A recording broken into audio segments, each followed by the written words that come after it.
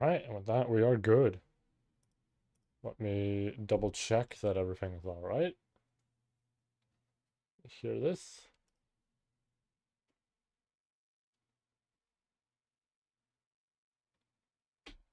Yep, we sound great. Okay. Very nice. I'll turn those off for now. We don't need them. Okay. Let me copy this. We'll bring it on over to Twitter.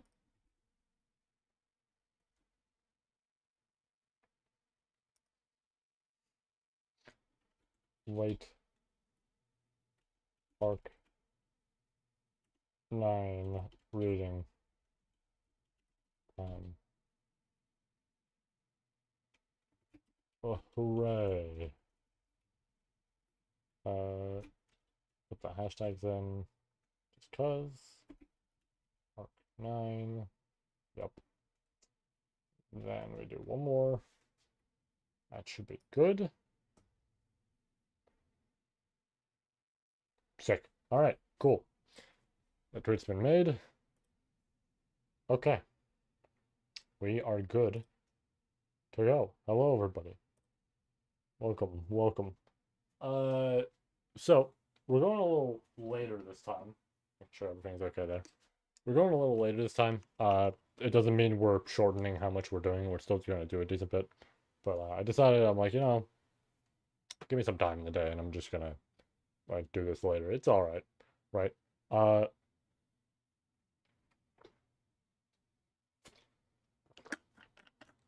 so also ironic that I'm wearing this right now. Um, the last stream we had, I was like, because my water reminded me. I mentioned the whole thing of like, man, it's fucking hot out now, and all this sort of shit and everything. And then I have to wear this today because weather here changes like that. Like it is a snap and weather changes. And it went from, oh yeah, it's pretty hot out to like the coldest week in May that we've had so far. So that's great. We're heading into June like this. Uh, I have to be somewhere on like Thursday and Friday. I'm gonna have to deal with this the whole day, right? That's gonna be fun. Well, Thursday it'll be easier. Friday is gonna be the bitch, right? Friday I'm gonna be there for a while, so it's like fuck. Um, but we're here. We're ready to read. It's a bit late, but that's okay. Like I said, we're still gonna do 2 chapters because I did find out that today's chapter. Let's go over to it. I think we're tabbed into it, right? Yeah, we are. Okay, cool. Today's chapter is this one. I found out because I did some research after the stream was over. I'm like, okay, let me check, and I looked away. I looked at no images. I did not get spoiled at all, right? That's the good news is I got spoiled not at all, right? But I found out it's this many words, which is shocking, right? That is like, wow, okay, so we have 5,000 words for a chapter. That is really short. Now, something to note with that is that I knew that there was a really short chapter coming up, right? I talked about a short chapter. That was the uh, Wilhelm versus Ye one, I believe. But then I saw that there was a really short chapter, like one in there that had like 7,000 uh, words or characters or whatever the fuck. And I was just like, damn, right? I'm like, the fuck. Might have even been a recent one. I'm gonna double check. There might have been a recent one like that. But there was a chapter I remember seeing that was really fucking short. And I'm like, oh, damn. And, I thought we went through it because I thought that was the A one. Yeah, no, the latest chapter is also really short, apparently. Um, so I had thought we went through it and everything. Turns out, no, we didn't. Right? We did not at all. We still have that one to come. Um, like to come as in this, but also the other one, both. I kind of mix up my words there and realize I meant to say both of them, but uh, I'm just curious because I want to do some research here in terms of chapter lengths and everything. Yeah, this was the Fuck It We Ball one. I remember seeing the announcement of that, and that was the same day that I finished streaming, I'm pretty sure. That one doesn't have a character amount. Huh. Oh, that's actually the one we have to read next. I guess we'll find out how many. All right, I guess we'll find out how long that is when we get to it. Um, if it was translated same day, I mean, it took a few hours, but if it was translated same day, it might be short. We'll find out.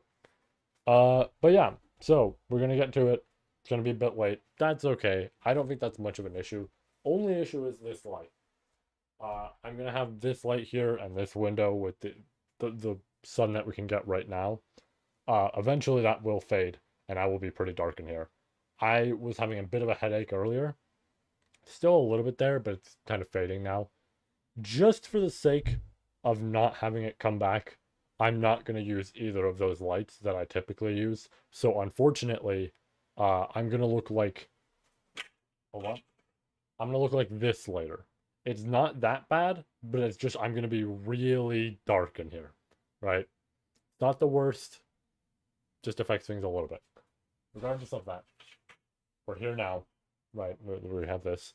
And also, I mentioned doing this on the previous stream. So, because we're doing two, that means we're taking a break in the middle of this.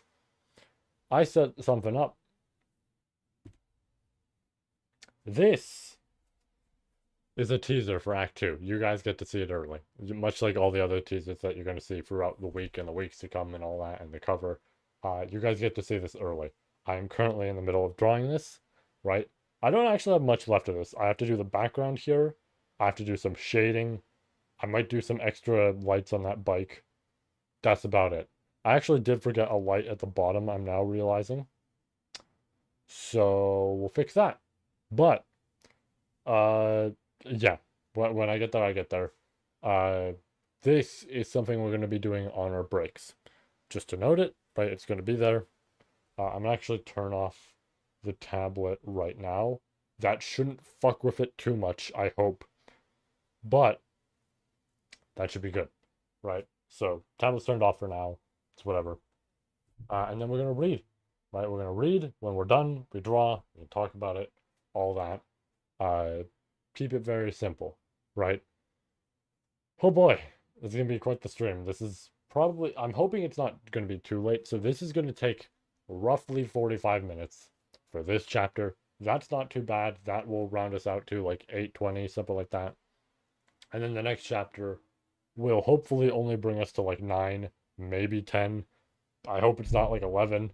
That would be a really fucking long chapter. There's no way you guys translated a chapter that's that long in the same day, but maybe I'm wrong. Maybe that's really why it was fuck it, we ball. Um, but we'll see.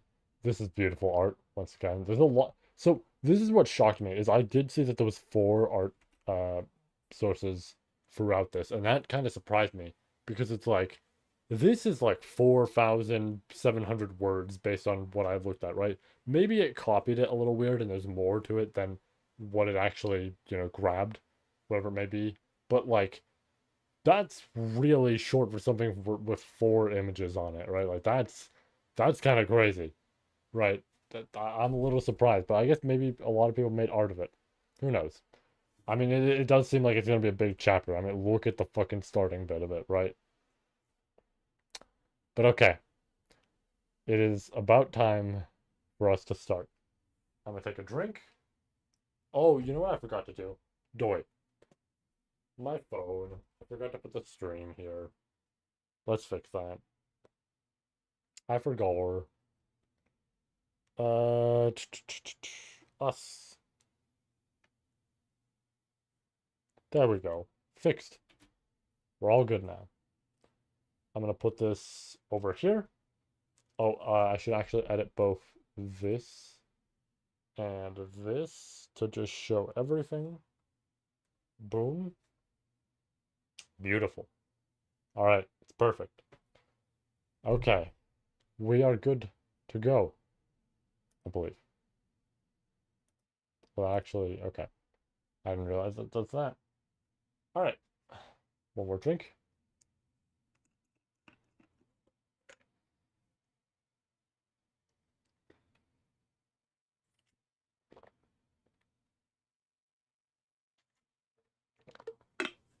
Ah,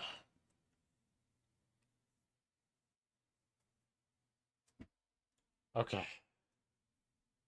Let's do this. Whew. Gotta get like back into it. It really is like actually kind of cold. I mean, I have the fan on, and it's nice. I don't mind it at all. But I think if I didn't have this on, it would definitely be like, okay, maybe I wouldn't. But I like having this on, so I'm willing to actually have the fan on for the sake of that, right? Just to make sure I can wear this and not be like, oh, it's a little bit compared to the like actual cold. You know what I mean? All right, indubitably, that had been a stanza of a battle that would go on to be told in legend.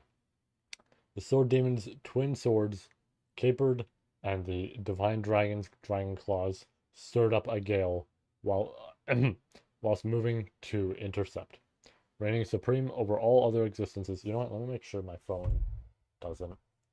I'm gonna be like reading, and I want to make sure my phone doesn't just pick up on shit and be like, "Oh, that he's calling for me," and it's like, no, no, I am not. But I mean, I appreciate it in a certain sense. All right, fixed. There we go. Let's continue. Reigning supreme over all other existences, dragons were born as ultimate life forms. The divine dragon, possessing abilities outstanding even among that species. Its talons, its fangs, its scales, all were artifacts that ought to be considered sacred treasures of nature. Can artifacts be spelled two different ways? Maybe you can. I'm not fully familiar. Uh, Upon each occasion, the tremendous power it concealed was brandished. Oh, you know what it might be? It might be because different sort of like, I'm gonna say like the US Canada sort of thing where like words can be written differently and all that sort of shit. Or like similar to United Kingdom, all that. Like the UK. I know I said United, like I had to say its full like legal name. Uh The wind would raise death throes, the heavens would be rend asunder, the world carrying a newfound heat would be perceivable. Even basking in a single direct hit would make the continuation of combat unfeasible. Method to prevent those dreadful sacred treasures from being wielded to the fullest indeed resided within the sword demon. The impetus for the divine dragon making an appearance before the sword demon that had been peril, that had been the peril befalling the girl who bore the same features as the lineage of Lion Kings. That girl had been present within the room in which the bout had broken out, attentively watching over the battle without holding down her hair, flapping by the updraft of wind. I need to take a drink. My fucking voice here is like getting fucked up, and I don't know why.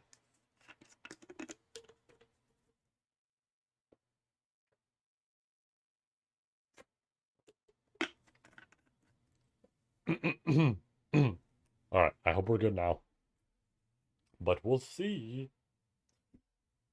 All right. Uh, uh, Maintaining that girl to the rear, the sword demon positioned himself such that he or she would get caught in the destruction wrought by the divine dragon. By doing so, the divine dragon, fearing harm may befall the dame for whatever reason, was made unable to display its full strength, thus alleviating the footsteps of Death's domain or dominion from encroaching upon the sword demon to some extent. Ergo, scroll down a bit. The sword demon abandoned his position of keeping the girl to his back, personally closed his distance with Death's dominion. To a rampaging tempest of destruction and annihilation, he exposed his own self. Nary a lifeline save the dual implements of steel seized in both his hands. Oops, excuse me. And threw himself towards the precipice of doom, with even this slightest of missteps meaning his life would be forfeit. By using the battleground to one's favor, by taking advantage of the opponent's emotions, it was indeed possible to edge towards victory. But that was inelegant, and beyond being inelegant, it was extremely impertinent, unbeneficial, and futile. A victory stolen through underhanded means, rather than skill, to make up for swordsmanship that was lacking.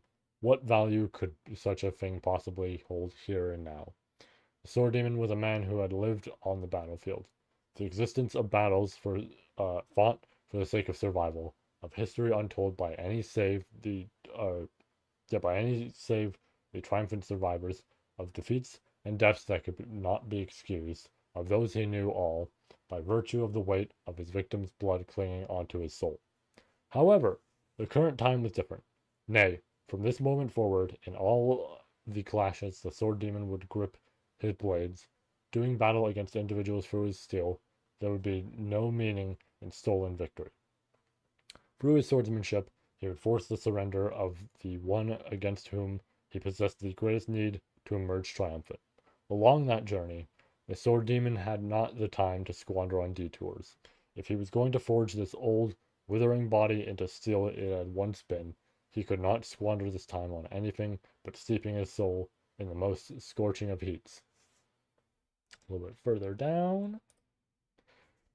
At the raging blow of a sword-like wind, the dragon claw, peeled and sliced off, danced through the air, cramped in order to swing his swords, in order for the divine dragon to wield its tail and fangs to the fullest.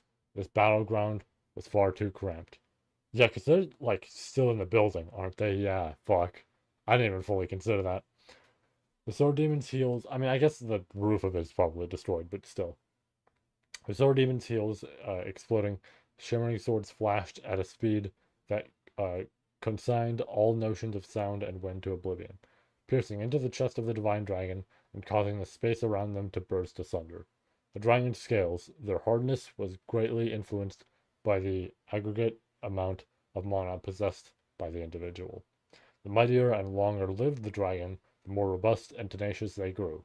Henceforth, in regards to the divine dragon who reigned supreme over all others, its draconic scales were of a hardness that surpassed even diamond. Against those dragon scales, the sword demon relentlessly swung his steel, repeating attacks of the striking, slashing, and stabbing variety. Even after all that, the steel in his grip was in prime condition, specifically prepared for the sword demon to accomplish his goal. The twin swords, Trias, were a masterpiece of the same swordsmith that had forged the renowned blade Astrea, with which he bore a deep connection. Their handles fit comfortably in his hands, and integrating their weight with his body, the swords shimmered traded blows with diamond, still unshipped.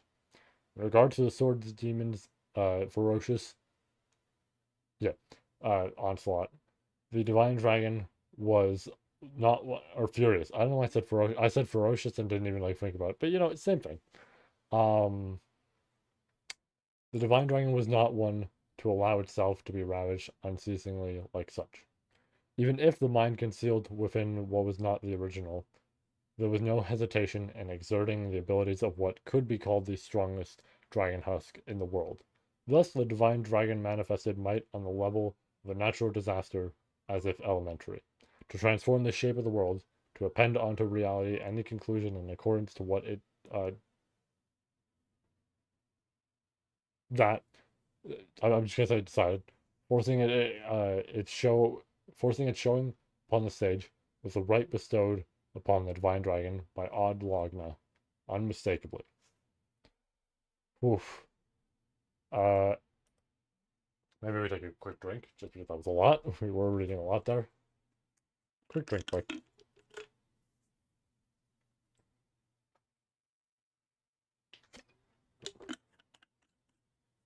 All right, let's keep going.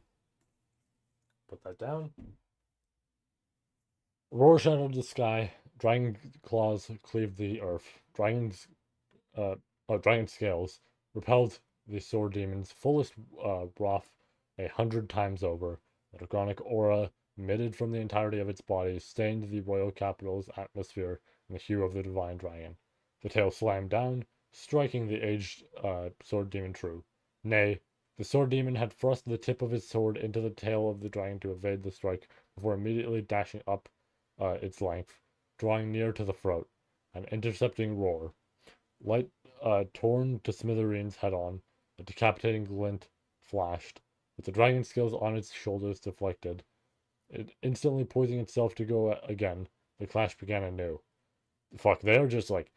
I will say, this fight is very interesting, because, like, This is obviously a fight where we have to have these two going all out, being serious and everything.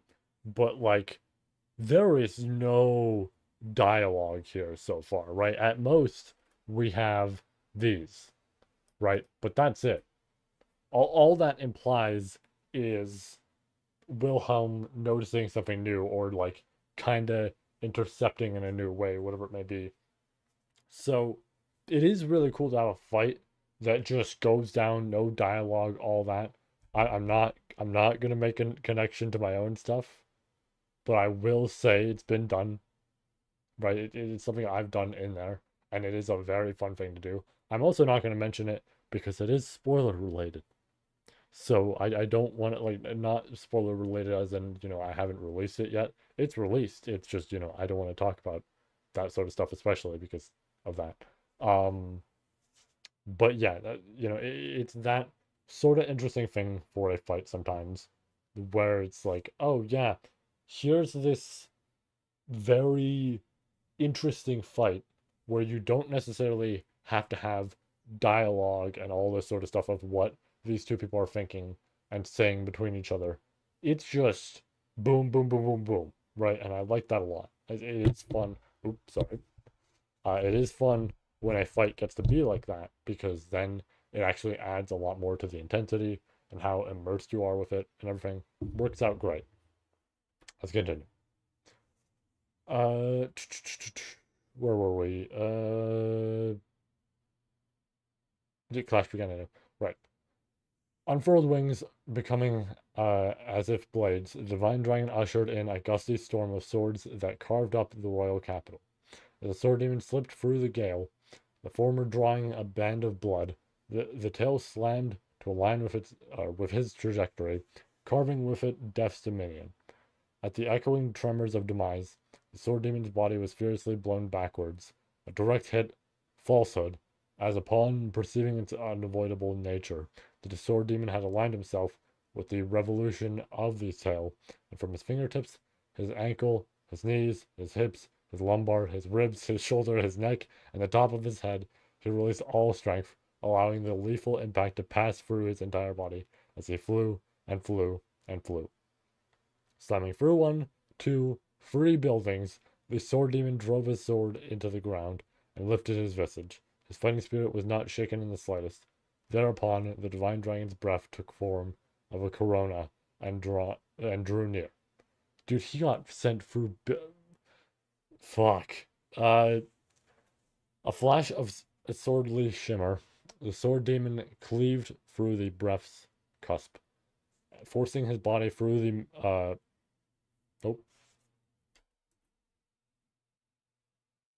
no, yeah, it is fucking crazy. Like, okay, I'm gonna be real, right? I mentioned this on previous streams and all that sort of shit of like, I think, areas of Arc 7 were rough, and as much as some people might want to argue against that, I do hold that firmly. Of I think Arc 7 here and there was rough a little bit, but you know what? It was still enjoyable when it was enjoyable, right? And I think Arc 8 was the same, but I was starting to get a little bit tired of like Wallachia. Uh, Multiple times in my reviews, I made references to stuff like Wano and One Piece and all this sort of stuff. Of like, you put us in a location for long enough, and listen, you can do some cool shit, but eventually I'm gonna feel a little tired, right? Because it's like we're in the same location. It's not the worst, right? But going through Arc 9, right? Arc 9 specifically here. This is like reminding me of that feeling I had reading Arc 5, reading Arc 6, when I went back to read like Arc 4 and Arc 3 and all that. Like, this is giving me that same feeling of holy shit, I missed this, right? Like, because I took breaks here and there.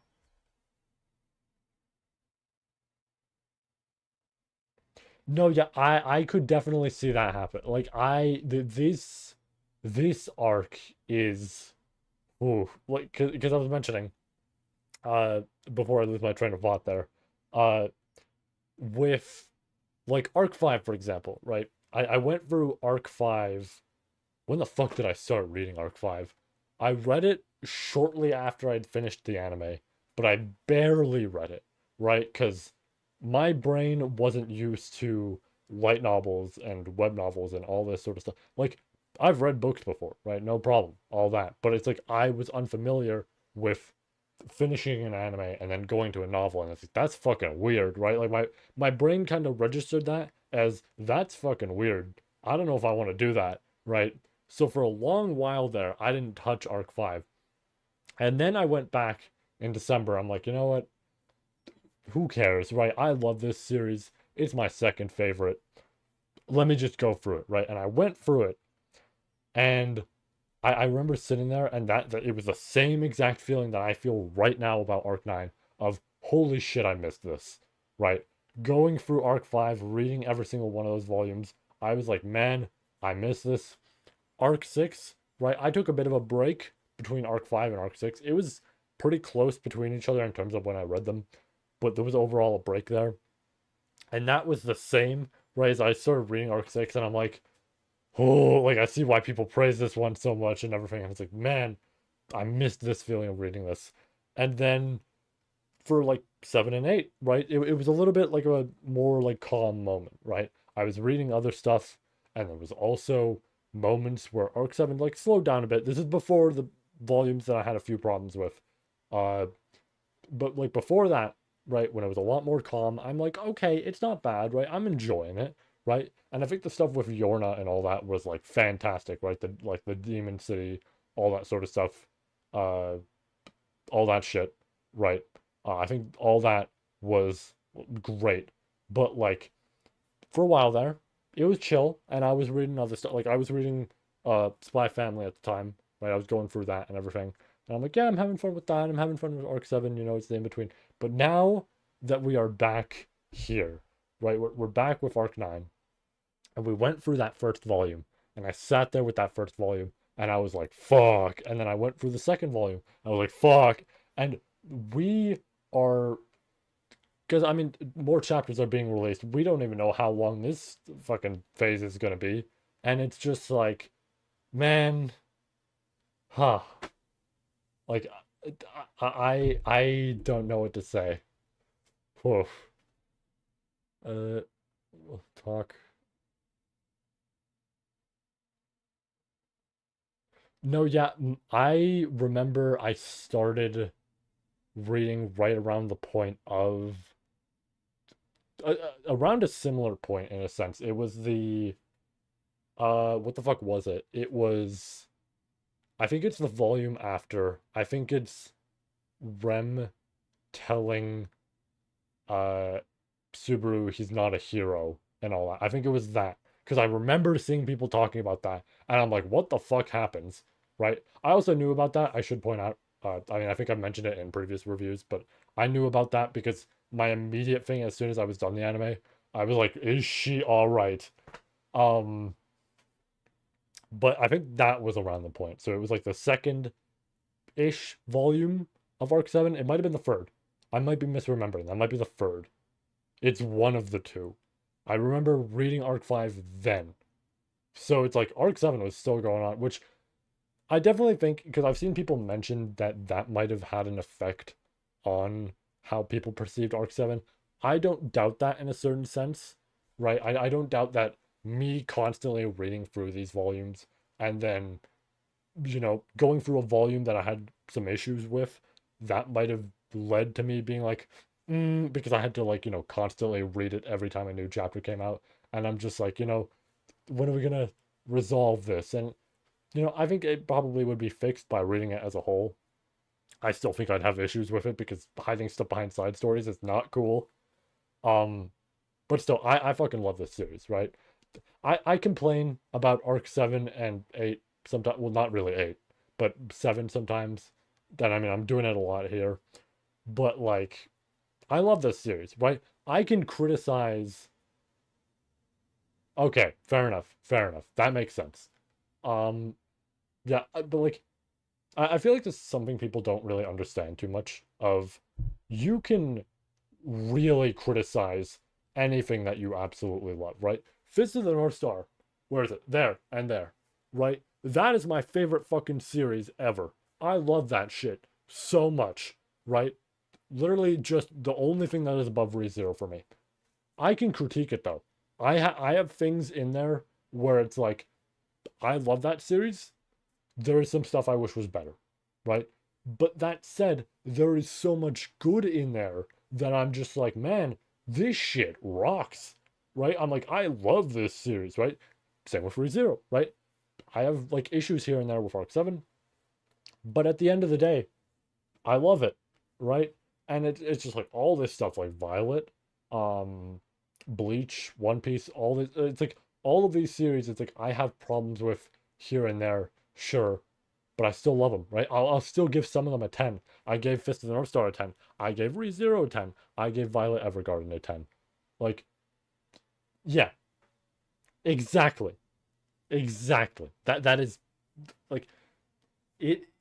Every series can have a flaw because like my brother has a friend, right? And his friend has mentioned he doesn't give series a 10 because, no series is perfect. And I can get where he's coming from with that, right? I am not going to argue against his logic.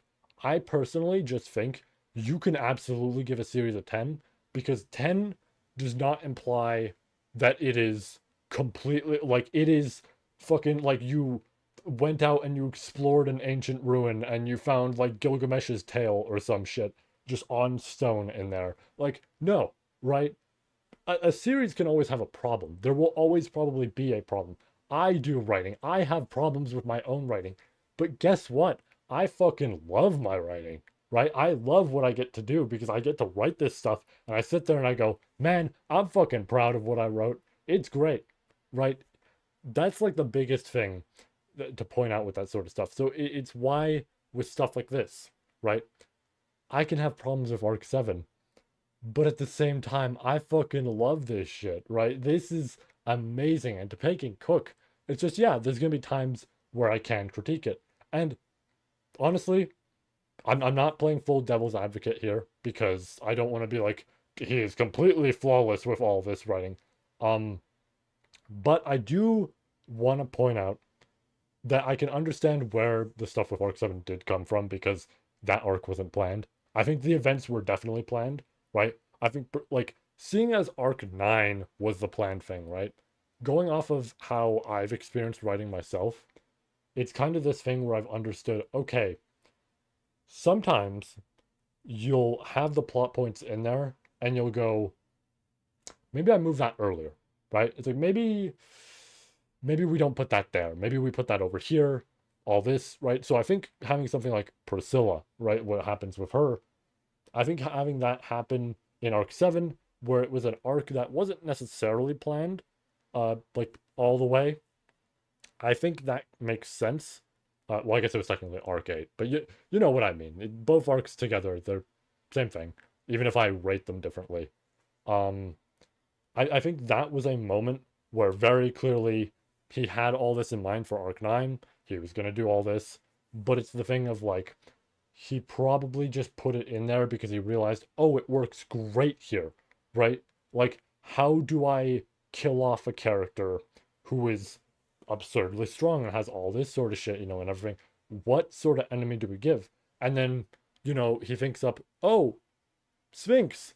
Sphinx, yeah, I have like that written down, or maybe he didn't have it written down, but he probably had it written down. Sphinx is a huge deal, right? So he probably looked at it and went, Sphinx, right? And then he was just like, oh yeah, wait, okay, we do this magic shit.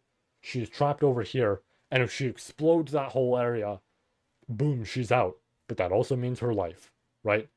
That makes sense, right? That would make sense as a like, okay, he found a workaround there. But it happens with writing, right? I am still going to criticize it for that because it's like pulling an arc in out of nowhere just because you want to use a few characters is fun. It's cool. I have kind of done it, but I've done it for future events that I'm not even at yet. Um, but it does lead to a moment where, hey, if you don't plan this out well enough ahead of time, there can be issues here, right? And he very clearly tried to fix those with the side stories. But again, putting them in side stories is not a great idea. That's all I'm saying. Oh. Apologies. I know I'm like absolutely rambling here about all this, but I like talking about this stuff. It's always fun, right? I love talking about, especially writing, right? Speaking as somebody who has been doing writing for shit, I think 2 years now. Fuck.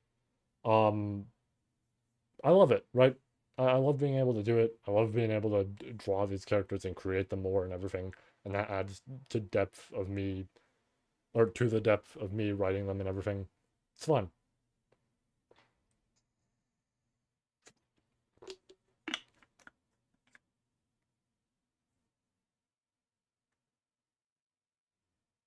True. That is the best way to put it. That is how he handles it. Like it really is. He's got a very interesting writing style. I no, yeah, no, that is something I am very thankful for when it comes to the WCT. Is everything being translated? Like there is not a single shred of something that just goes untranslated, right? Like, okay, can I point it out? I mentioned this in a review. One of the biggest issues I've had at one point for a side story sort of thing was the isekai quartet bullshit. Or it's weird that it's called quartet because like it's not a quartet anymore, isn't it? I've never actually watched it myself. I'm from what I understand, there's 5 series in there now. Um, but that bullshit he pulled right with the movie, I think anybody who hears this would know what I'm talking about. Of that motherfucker taking that I forgot what my friend mentioned it was in specific. It was like you had to go see the movie. There was a specific like I don't remember what the fuck it was. Yeah, yeah, see.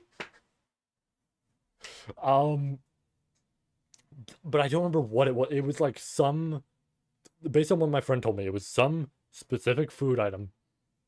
And it's like, oh yeah, you go to the movie, you do the maybe not it maybe not have been it may not have been a food item sort of thing because he made a joke about it. But the joke could have been just entirely hyperbole and might not have been legit. But whatever it was, right, regardless of what, you had to go see an Isekai Quartet movie, right?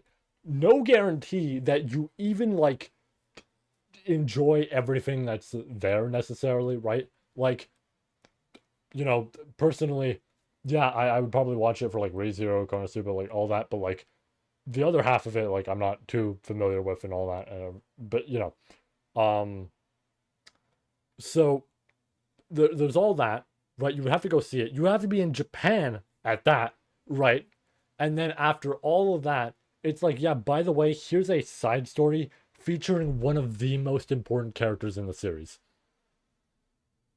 Like, what the fuck was he on with that, right? That is some like insane level of. I almost want to call it trolling. I almost do, but I feel like he saw that and went, "This is a good idea," and it's just like to pay. What the fuck are you doing, right? Like, holy shit! I remember hearing about that, like in the announcements of the WCT server and like on Twitter and everything, because everybody was freaking the fuck out. This is, you know what this is the same thing as? You know what this is the same thing as? The fucking birds. This is the same thing as the birds, except the birds, he at least had the decency to put in a volume. This was you had to go watch a movie that is unrelated to ReZero other than the fact that ReZero is in there. It is not the central focus of it, but he's just in there. He's in the movie as well. Like, holy shit. Really? Wow. That's insane, dude. Holy shit. Wow. Damn, that's fucked up. Because that's also like a thing of like, I don't know the case with Overlord, but if something is being released for free, a little fucked up to just like get mad if this fan translation. If it's not like free in terms of how it's being released, I can kind of understand that, right? Um, I'm note that I'm saying kinda, but like if it's for free.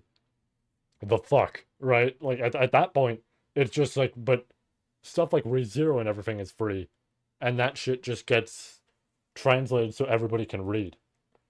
It's that simple, right? It's why I would never understand a takedown of that sort of thing, because it's like, because here's the thing, right? I'm gonna get into a little bit of a tricky topic here.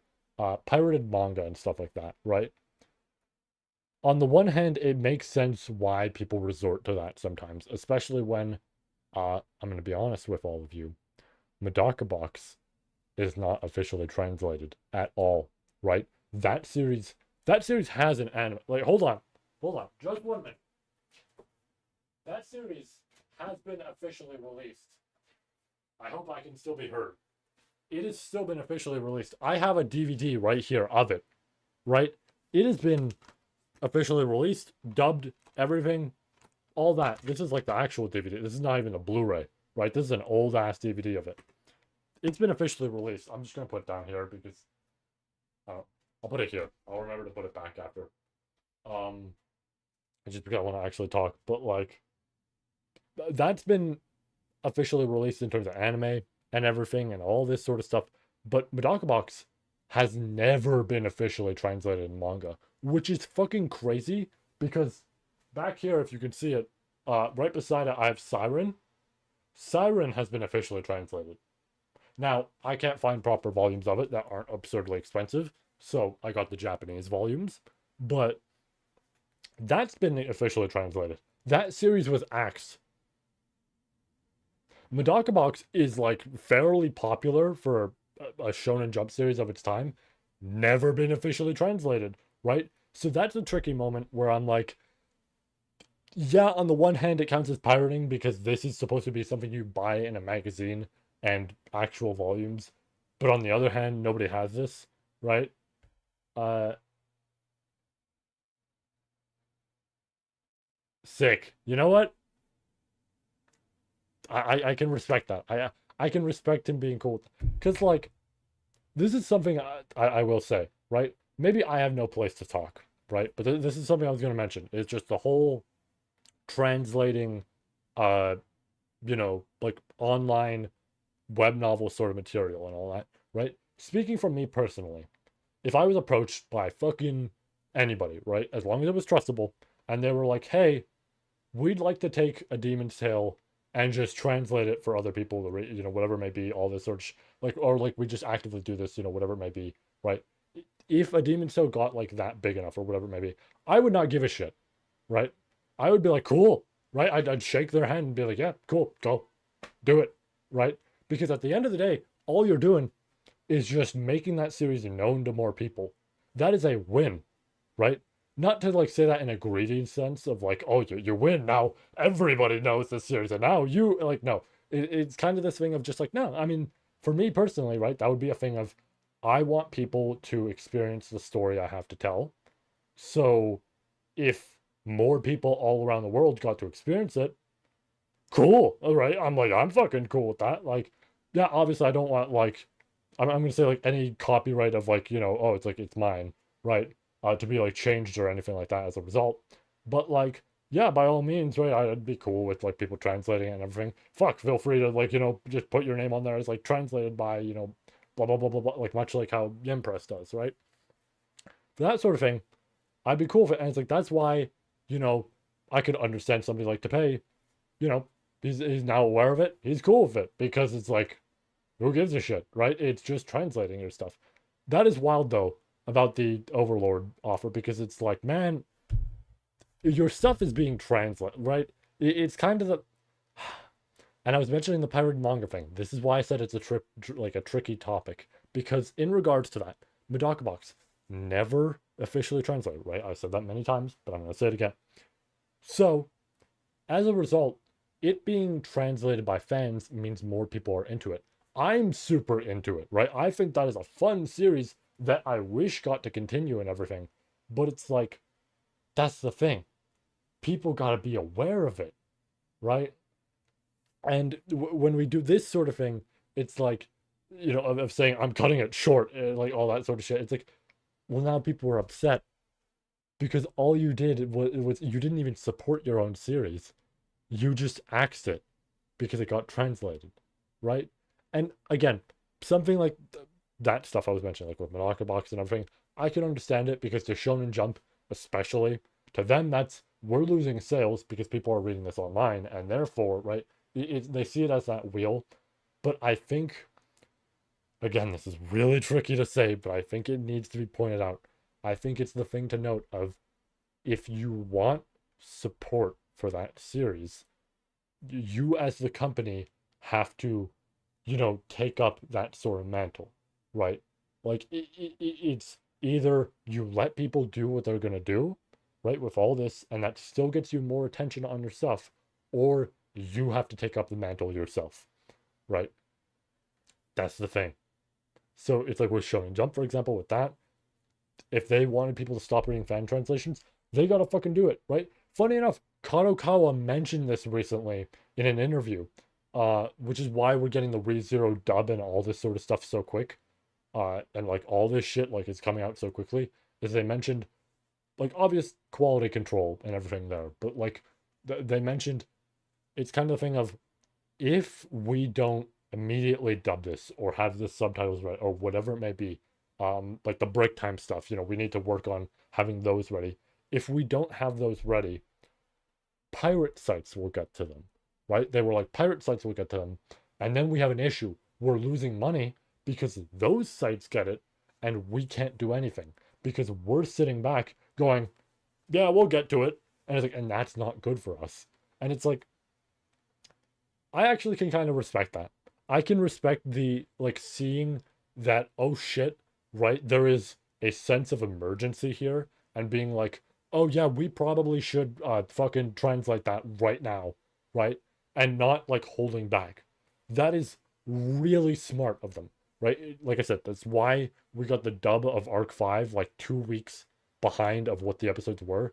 That is really good, right? I know some dubs now are like same day or like week before or whatever it may be. I think 2 weeks are still fine, right? You don't lose out on too much, right? Like, oh yeah, they're 2 weeks behind of everybody else. But at the same time, if you're actively watching a series, I'm gonna be honest, you shouldn't be on social media looking for stuff of it, right? Like, it's the same for me with this, right? I go through Arc 9 and I kind of have to mute those tags because I'm like, if I run into a spoiler, that's on me, right? I can't be too mad at other people because it's my dumbass fault for having a like Arc 9, unmuted or whatever it may be. So it's like that falls on me, right? And it's why I do mention that to people of like you kind of have to make sure you don't go on social media for that sort of stuff and everything. Um Honestly, I am like terrified of the potential day. I'm saying potential because I don't, put my full faith into it. But I'm scared of the potential day that might happen to ADT, right? I hope it doesn't, but it's like, whew, the day that might happen with that, it's like that's gonna be rough for me because there is a lot to this series that I want to keep, a secret, and I can't wait to reveal. And it's gonna be fucked up if I go on Twitter and I see somebody like, oh, and then they mention a detail, and I'm like, I was hoping we were going to hold back on that a little bit, right? And even like fantastic art, I would love to see fantastic art, but at the same time, if there's no spoiler tag or something on it, I'm going to be like, ooh, that's going to be rough if anybody goes online and has like this followed or whatever, maybe like, this sort of topic followed, and then they see that. That's a little rough, right? It's worrying to think about myself as as somebody who's writing and everything. Uh, but that's just that's how it is. Social media with that sort of stuff sucks. YouTube is one of the worst. YouTube with games used to suck. I mean, it might still, but like, dude, there used to be so many channels. There's one in specific that I know, but there used to be so many channels that would just show you the final boss right in your face. Uh, it's why a certain fighting party game hasn't had a proper story mode since. I think we all know what I'm talking about.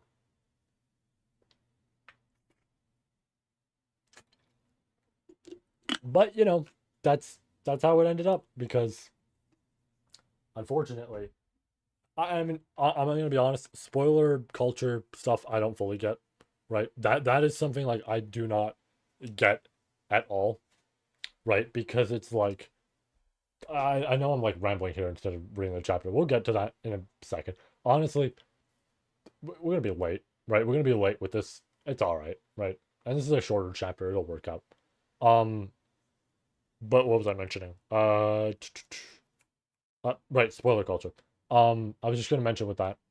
That's something where I don't fully get. Like, I get it in a certain sense with leaks, in a way, but not really. Um, I don't really get it with spoilers and all that, especially because it's like, what do you gain from that sort of like thing of posting a spoiler or whatever it may be, right? Like, sure, if you and some pals are talking about it, right, and talking about like, oh, the ending to this game or whatever it may be, that makes sense, right? By all means, that adds up, right? Because it's like, okay, yeah, you're just talking about the game.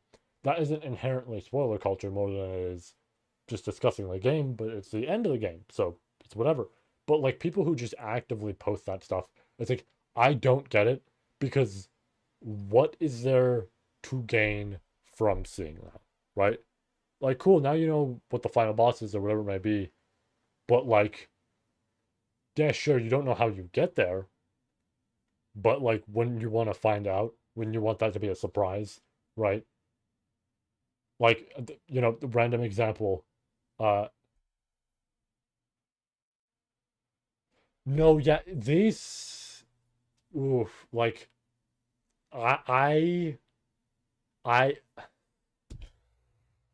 I'm gonna be honest, it is really bad here, right? It is, I don't know why it happens so much in the ReZero fandom, but spoilers here are so fucking bad, right?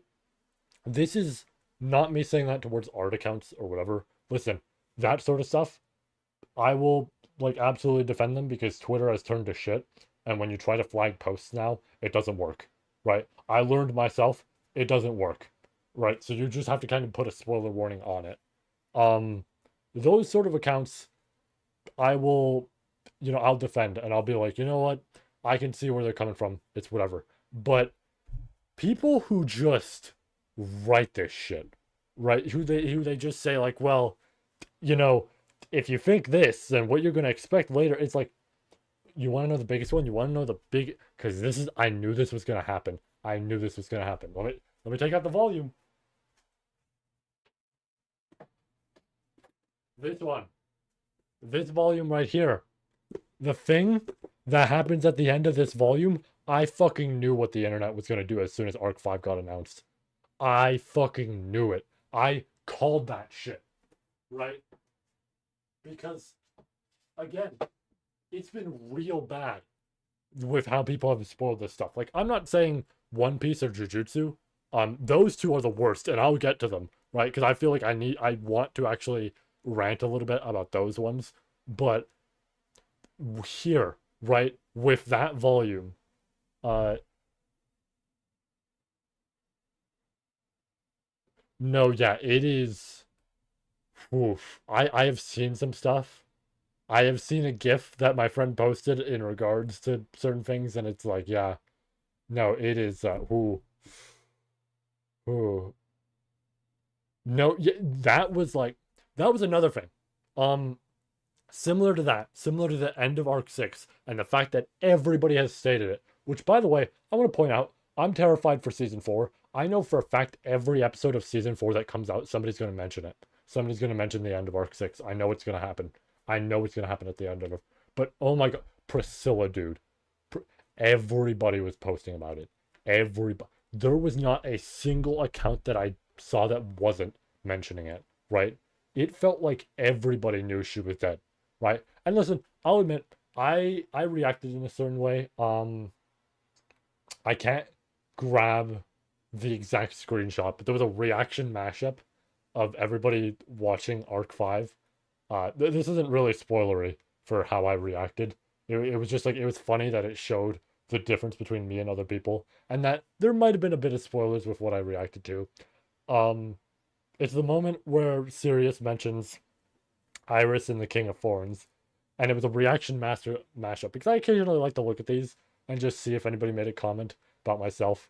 I know, very egotistical with all that, but it's funny. I like to see if somebody can point out that I'm not an anime only, right? And that was the exact moment somebody noticed it because everybody else sees that and goes, "You see me?" And I go, like, you can very clearly tell I had seen what, happens later. Everybody else doesn't, right? But Priscilla, dude, that shit, that shit was bad. I saw comments about that under like videos and everything, and it's just like, guys, can we shut the fuck up? People should like this is our first, excluding characters who get introduced in the same arc that they, disappear. This is our first character who has ever died, right? Permanently. No coming back, no nothing like that. Permadead. And it's just like, guys, maybe, just maybe, we should probably not openly state this, right? This has become standard behavior now, right? I was mentioning Jujutsu in One Piece. You you will know something a year ahead because everybody's fucking talking about it. Like, I don't want to give names because I don't want to give spoilers myself, but there's stuff in Jujutsu that has been, said so much that everybody probably already knows what's going to happen, right? Revolving, certain characters. Um Luffy with One Piece, like, people already knew what was happening there. It's just, no, yeah, and cut content really doesn't like help with that.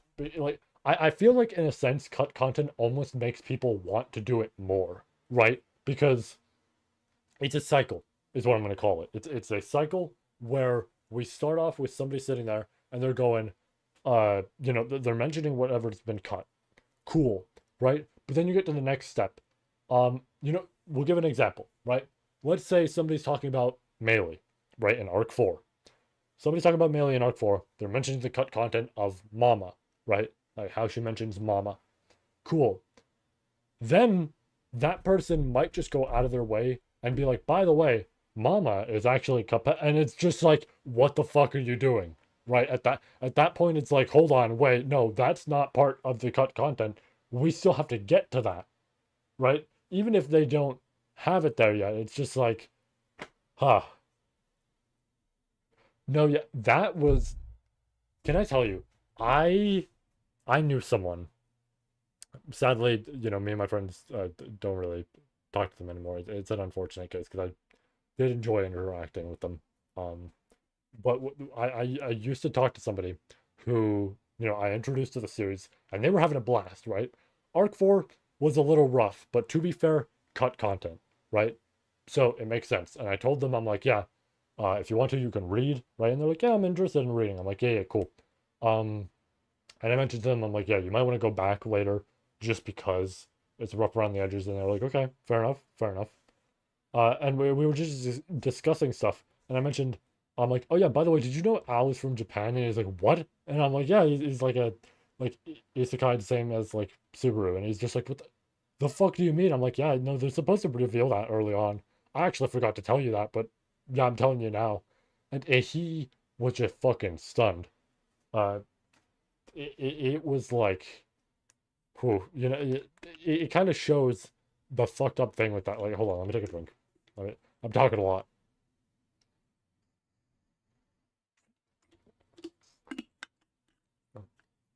It's kind of the thing of just like, you know, it's why the cut content stuff does upset me as well because it's just like, I get it for cutting down on time. Like, I haven't checked up on it since, but Arc 5, right? Like season 3, Arc 5, it seemed to be great with what it was doing, right? Personally, to me, like, yeah, there was a few things cut out there, but some of it seemed to be web novel related. It seemed great, though. It would, like, the stuff they were adapting, perfect, right? No notes. Because I was like, you know what? It did its job. Because at the end of the day, an anime is not going to be perfect. It's not going to give you everything that you want from a series. But, like, it'll adapt it. It'll get people interested, and if people are interested, they do the same thing I do, right? They have all this. And when they have all this, they read. It's that simple. Uh,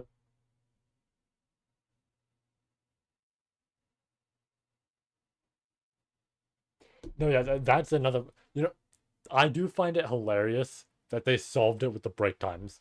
That they realized, wait, if we just put this in the break times, we can solve it. I, I saw people getting mad about that stuff. I'm gonna be real. I like it. I actually, if you are gonna exclude something from the anime, it is smart to actually put it as this side thing so that people know, right? Now it's unfortunate when it's not fully, translated properly or whatever it may be, or like what I mean is like the studio themselves not translating it for others and all that. But it is kind of smart to just have it in there. Because if you didn't have time to put it in, or whatever it may be, or you had to just go past it, having it in there at the very least is good enough. Right? To me, that solves the issue. Right? I am all about as long as you can solve the issue. Right? That is how I personally view it is if you can solve the issue, we're all good. Right? Because like I guess that's a little double standard of me to say because I mentioned that stuff with Arc 7. So in a sense, I shouldn't forgive that sort of thing because I don't forgive it with Arc 7, right? But it's just like I don't I am being a little selective here, but I think Arc 7 could have had it because it was being written, right?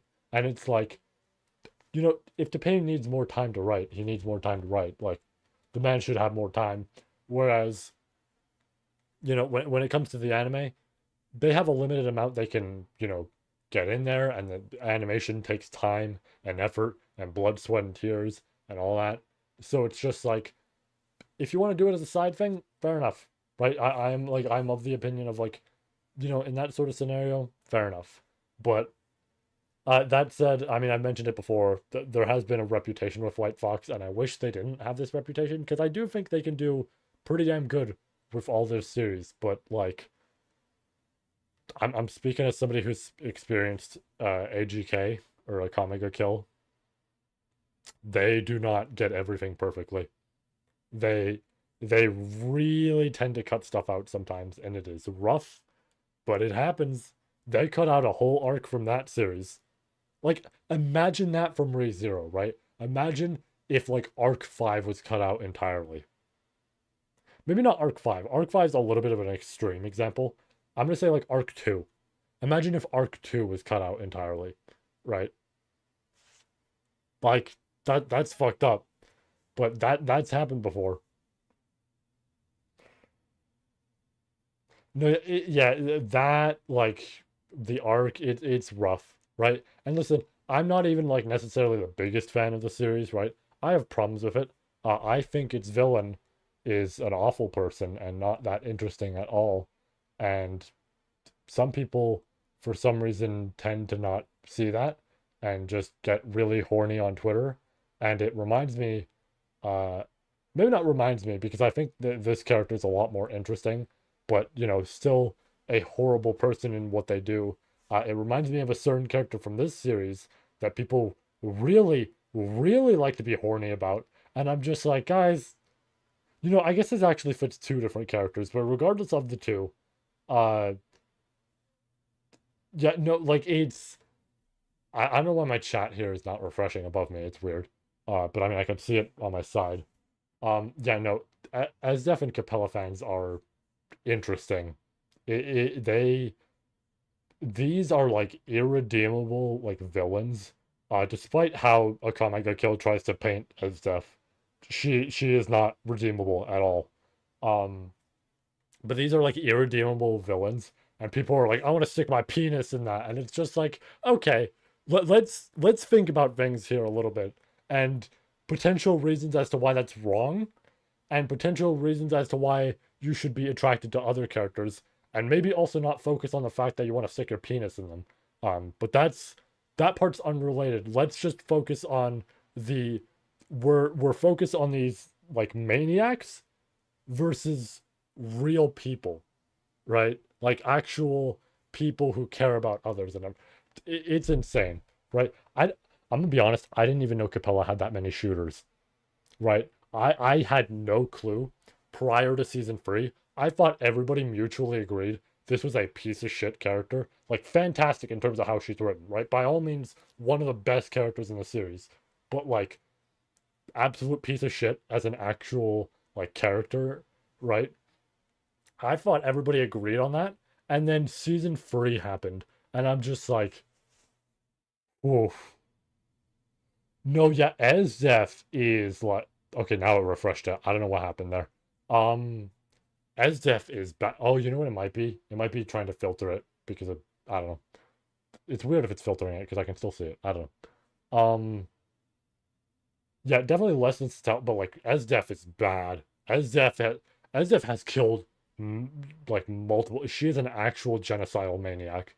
Like she is bad, and people are like, "Yeah, I want to become her dog," and it's just like, chill out, right? On top of the fact that like it is funny in a certain sense. She essentially has like the whole list of like oh things she likes in a guy. None of these people would fit, right? The purest dude ever would fit her type. None of those people would, right? I also don't like that part of her because I think that part is really fucking weird. Um, just in the sense that it doesn't make sense, like plot wise, right? But like it is crazy. But like, yeah, I was saying Capella.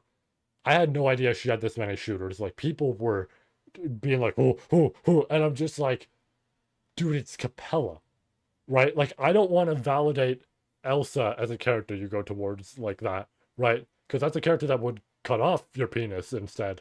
But like, especially given her past, absolutely, right? But it's just like, yeah, no, yeah, that, ooh, ooh,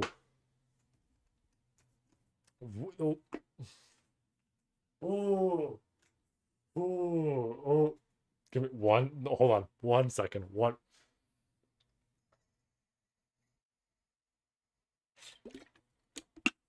You can tell I'm getting fucking heated. Um, Not at you. Don't worry. I'm getting heated at that. Oof. Okay.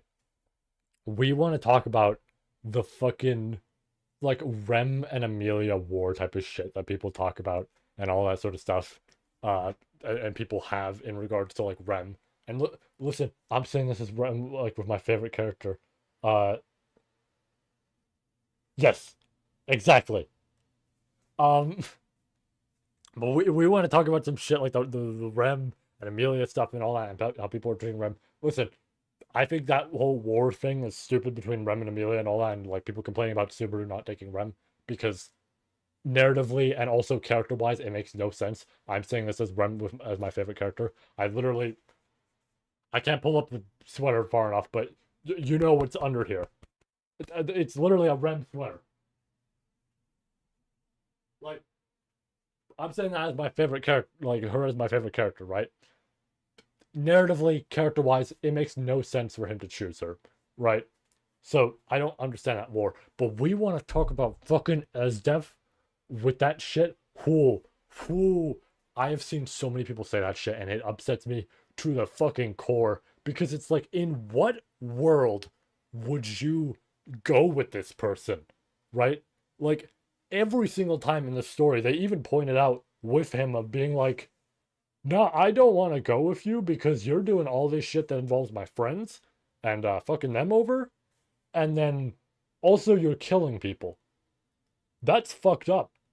Like, that's a lot of people, right? Like, I believe you could be a good person, but you're not being one.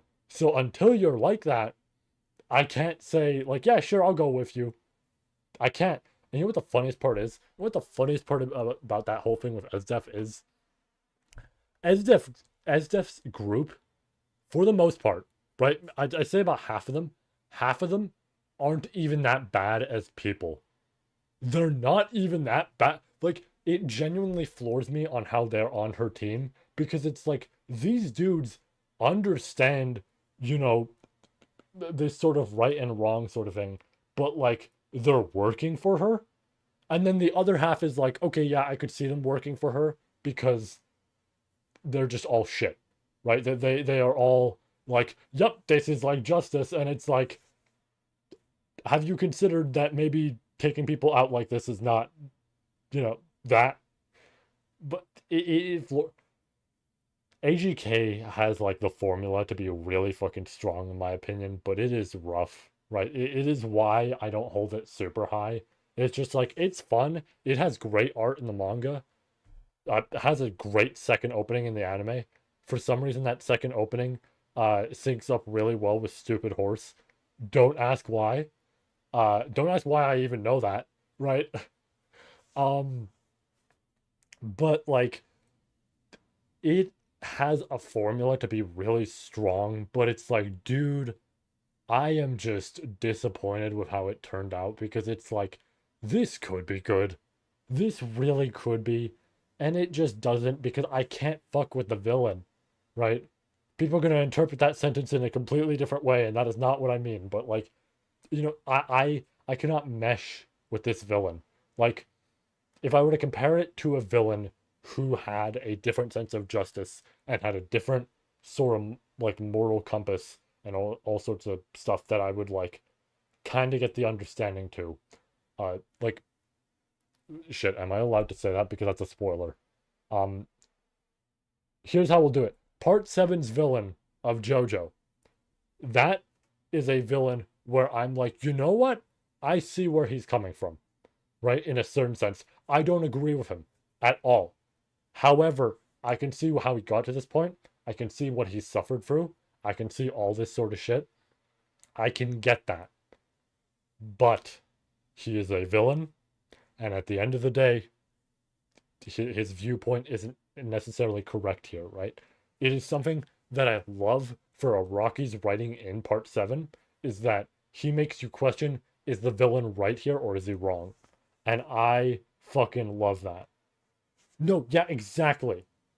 Like, this is why the figure stuff with ReZero upsets me so much. When it's like, here's Ren with her tits out, and it's just like, have we considered? I didn't realize I fucked up the chat message there. It's all right. It's in the actual chat. Um, it's something that I do love with this series. Of maybe I should actually turn the font size down. I'll probably do that after. Um,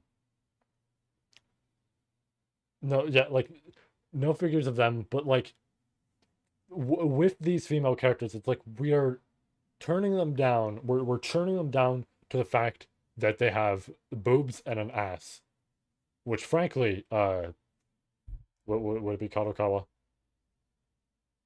Yeah, I guess it technically would be. Frankly, Kadokawa.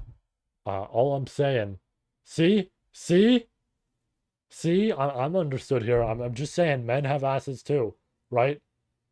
Like, listen, I don't swing that way, and I'm not saying there's anything bad with swinging that way. I support it, right? But I don't. At the same time, I can respect a man ass. So, I mean, Al in a swimsuit, like that, as I mentioned there. All I'm saying, all I'm saying. Um, but in regards to all that, like they turn them down to just they are women and you should be putting them in a jar and I don't need to elaborate further, right? But it's like the characters in this series are so much about not being that, right? Like the female characters here are way more than just this sort of thing of like, oh yeah, they're jerk off material and all this. And it's just like, no, they're actual characters who have growth, who have flaws, who have moments where they get to shine, all this. It's why I appreciate how heavily ReZero kind of focuses into its female characters.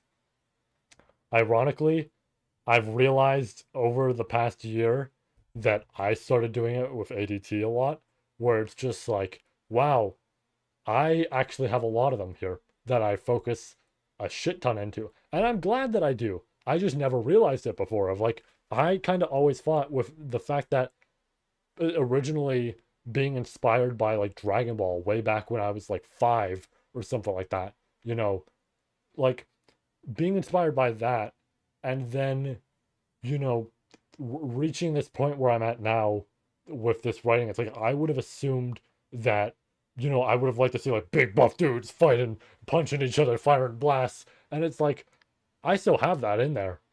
But then it's like, oh yeah, here's like female characters fighting. Here's cool stuff with that. Here's more thought provoking, you know, like commentary and, plot points and all this sort of stuff. And I sit there and I go, shit, I've been doing that this whole time.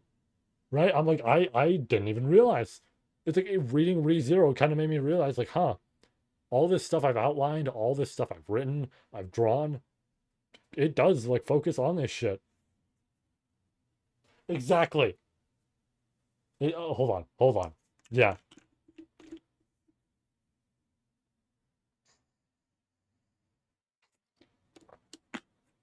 Furious is like, yes, yeah, like, this is the thing. Like, I'm gonna be honest, right? I I like to have my community be very open, and pretty much essentially what that means is I don't care who anybody is, as long as people aren't going at each other's throats. If we're all here to just be nice and everything, that's what I'd like to have, right? I might occasionally be selective because, if somebody's going to be a real piece of shit, what can I really say, right? But I like to be very open. As a result, anybody who may be, gay, trans, all that, absolutely open, right? Um, so in that sense, I also do enjoy if a story is willing to branch out to that sort of thing, right? And just be like more open with that sort of stuff. Cause like, listen, I'm not familiar with that. I'm neither, right? But I like if a story is gonna branch out like that. People nowadays don't, well, not people nowadays, the loudest people, right? Not the most common, but the loudest people love to be against that. I don't see why you necessarily need to. A story is a story. If you want to find a specific story that suits your needs, you can find it anywhere else, right? Literally everybody's making stories. Like whatever you want can be found, right? But in regard to stuff like ReZero, um, Furious and stuff like that is like one of my like favorite examples of an offer just being like, yeah, you know what? Let's explore that a bit, right? Like Fierce and Krush, their relationship, all this sort of stuff. It's beautiful. It is legitimately beautiful. And it's why some people like, no, yeah, it's gonna be bad with Arc 7. Oof. It's why it shocks me when some people are like openly like hating anybody like this. And I've seen it in the fandom, and people are like that. And I'm just like, you do you do realize what you're reading, right? Like I know some people are oblivious to that. Um, the most obvious thing you can mention is stuff like, I'm going to give an obvious recent example because I've been reading comics. I haven't been reading these, but I've been reading comics because of Rivals and all that. Punisher. Punisher is one of the biggest examples. Uh, true as fuck. Um, Punisher is one of the biggest examples of people stringing together this character where they're just like, he's all for cops and like all these other people and everything. And it's like, and, he would support us having our like this symbol of him. And it's just like, have you considered that multiple times in his comic run, not even just the comic, in the actual show and everything, he is super against anybody who like idolizes him. That is like immediate shotgun to the face type of material you're giving him, right? So it's like, what the fuck are we saying with that, right? I am partially worried because YouTube sometimes gets a little picky with this sort of stuff when it gets mentioned, and I'm just like, but I'm not gonna be silent about it. I don't give a shit, right? I'm gonna speak, right? But that's like one of the examples of just like people are so oblivious to having this content in there in the actual like source media, and they're like, well, I like this series and I'm blind to that, but I'm just going to say that like towards these people. And it's just like, what are we doing, right? What are we like? I'm also thinking about it for like JJK. I was mentioning JJK earlier with the spoiler talk. There is some characters in there that are going to be adapted, And people are gonna get pissed, right? People are gonna get so fucking pissed. It's gonna be rough. It's gonna be really rough.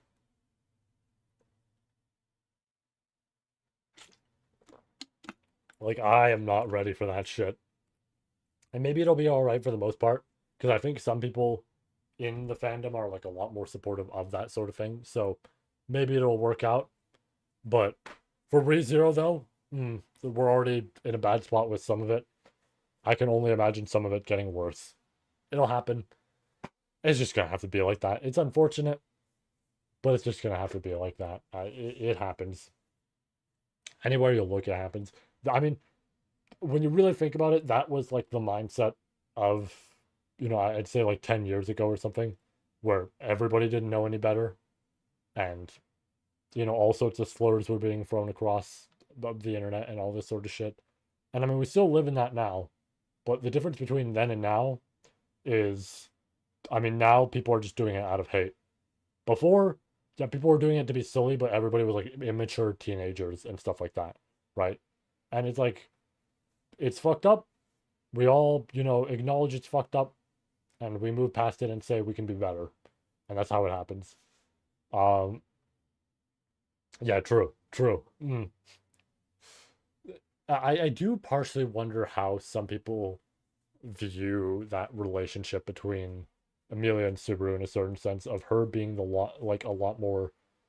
I'm gonna say stronger. I think stronger is like a rough word to use here, but I think you can get what I mean of just like not necessarily stronger in the sense of like powers and everything. I mean, she is, but like more so in the sense of like between the dynamic of the two, she serves as this driving sort of character to, the events that occur with like Arc 5 and leading to the conclusion and all that. And Subaru helps guide the way, but you know what I mean, right?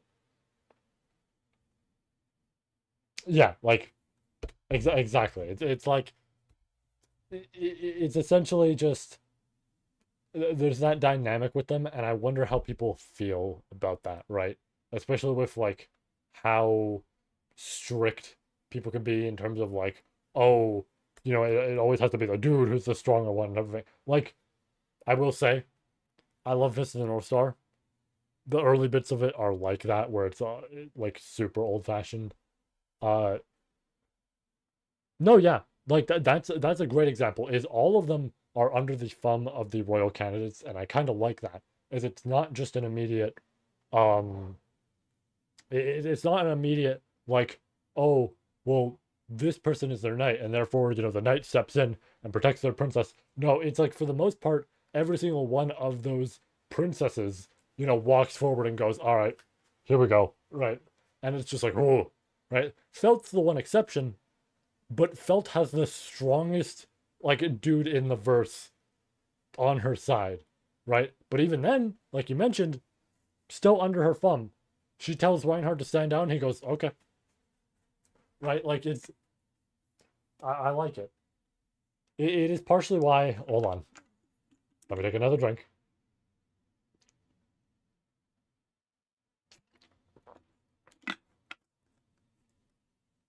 It is partially why I won't lie.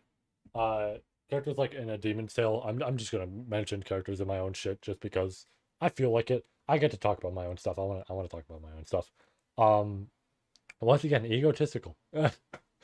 um, but characters like uh Devi for my stuff, like Devi Bloodfire, the character who's essentially up here, the adult woman. Um, it's why characters like her I very much enjoy writing and all that because it's like she is this absurdly strong character and she's not necessarily weak by any means. I gave her a whole bunch of people that like work beside her and are strong and have all this bullshit. But if you see her like come out, she starts taking out her sword and everything, all of them just go because that's an immediate like, oh, you fucked up, right? Like you are now dealing with somebody who's real fucking skilled, right? Like, ooh, it is one of the things I love. honestly, I can understand why Tappei loves doing it because I love writing that, right? I love writing a character who isn't necessarily, weak or anything like that, and all this sort of shit. Like I said with Devi, where it's just like, you know, you see a much more like slender frame to her. She's not like necessarily buff. Like she's fit, but she's not necessarily buff or anything like that. But you get into a sword fight with her, you're asking for a lot, right? You are asking for the like a sword fight with the most skilled out there, right? And it's just like that's a bit rough, right? That's a bit of a challenge. And it's not just her, of course. It's all the other characters and everything like that. Shiro herself is another great example of a character who is like that, where I just have them be stronger than people that work alongside her. Obviously, for spoiler reasons, I won't elaborate on that, but um, it's like it's kind of that fun thing of like I can get where he enjoys writing that because I fucking enjoy writing that, right? I love writing these characters and having them be way more skilled than one might imagine, right? It's fun. It's really fucking fun. I love it a lot. And it's like because you just get to be creative. Because I feel like I mentioned Fist of the North Star and how it can be a little like old fashioned with its early bits. I think later on with the prequel story, it gets way better, right? Um, but like for example, that sort of thing, it's like it can feel very. I'm almost going to say cliche, to just have it be constantly here's a knight or something like that who is way stronger, right, than the person they're serving. Ooh, excuse me. That tends to happen a lot, and it is fun to just have it be better, right?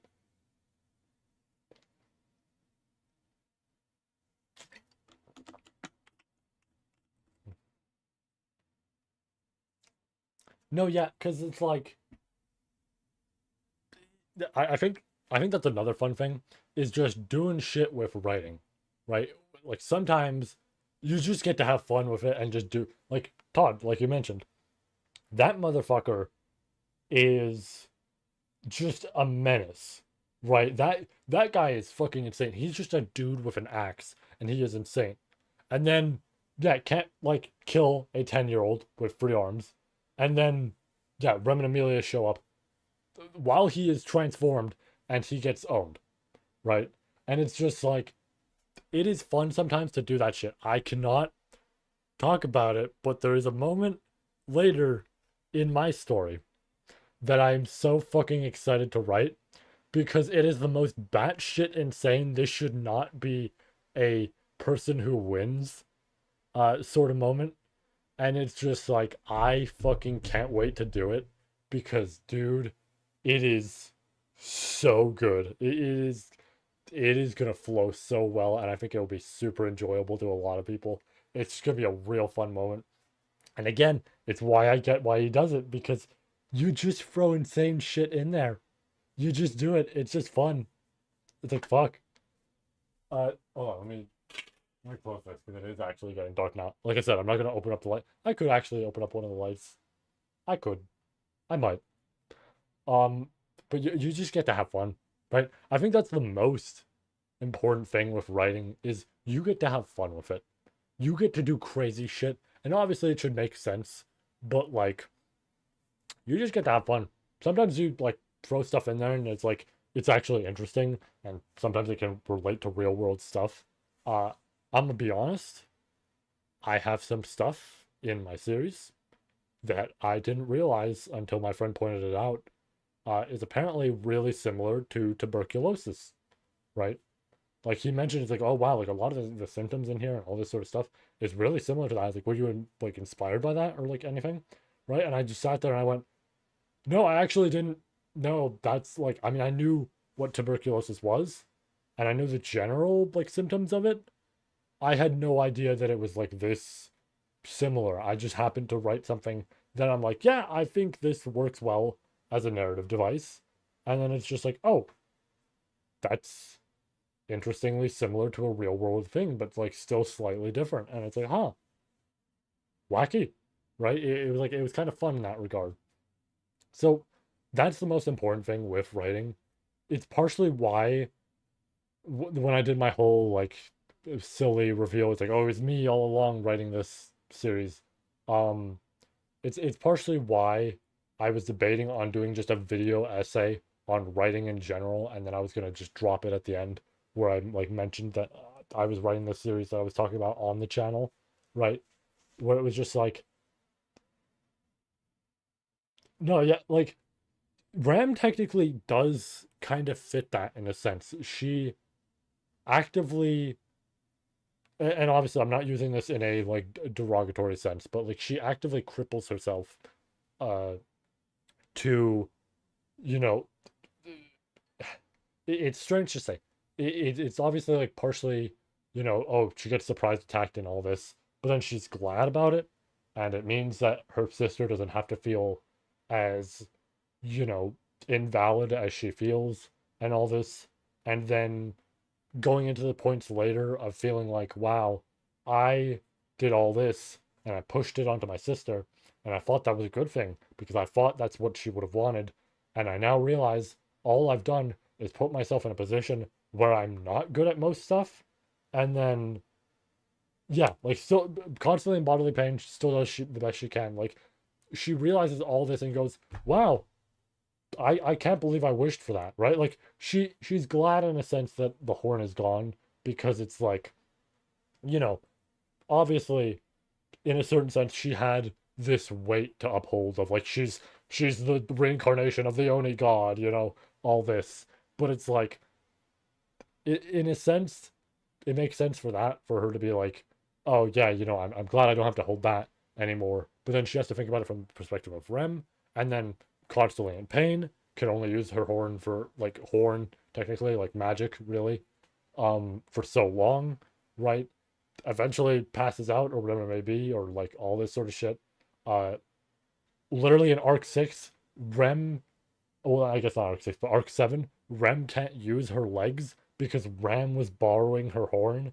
And it's just like it really is some proper representation towards that. I guess you could also make the obvious point of like, oh yeah, some people could obviously point to like characters like Katya and everything, which I think is also a good example. She's this very timid, hidden away character who doesn't feel like she can do very much, and she's very self-loathing, and she blames others, but all along she has to blame, herself in her actual mind and everything. And characters like Rem help push her past that. Uh, it feels fitting to say she pushes her because in a sense it's like that's what she's doing both physically in terms of pushing the chair, but then no, yeah, like, ooh,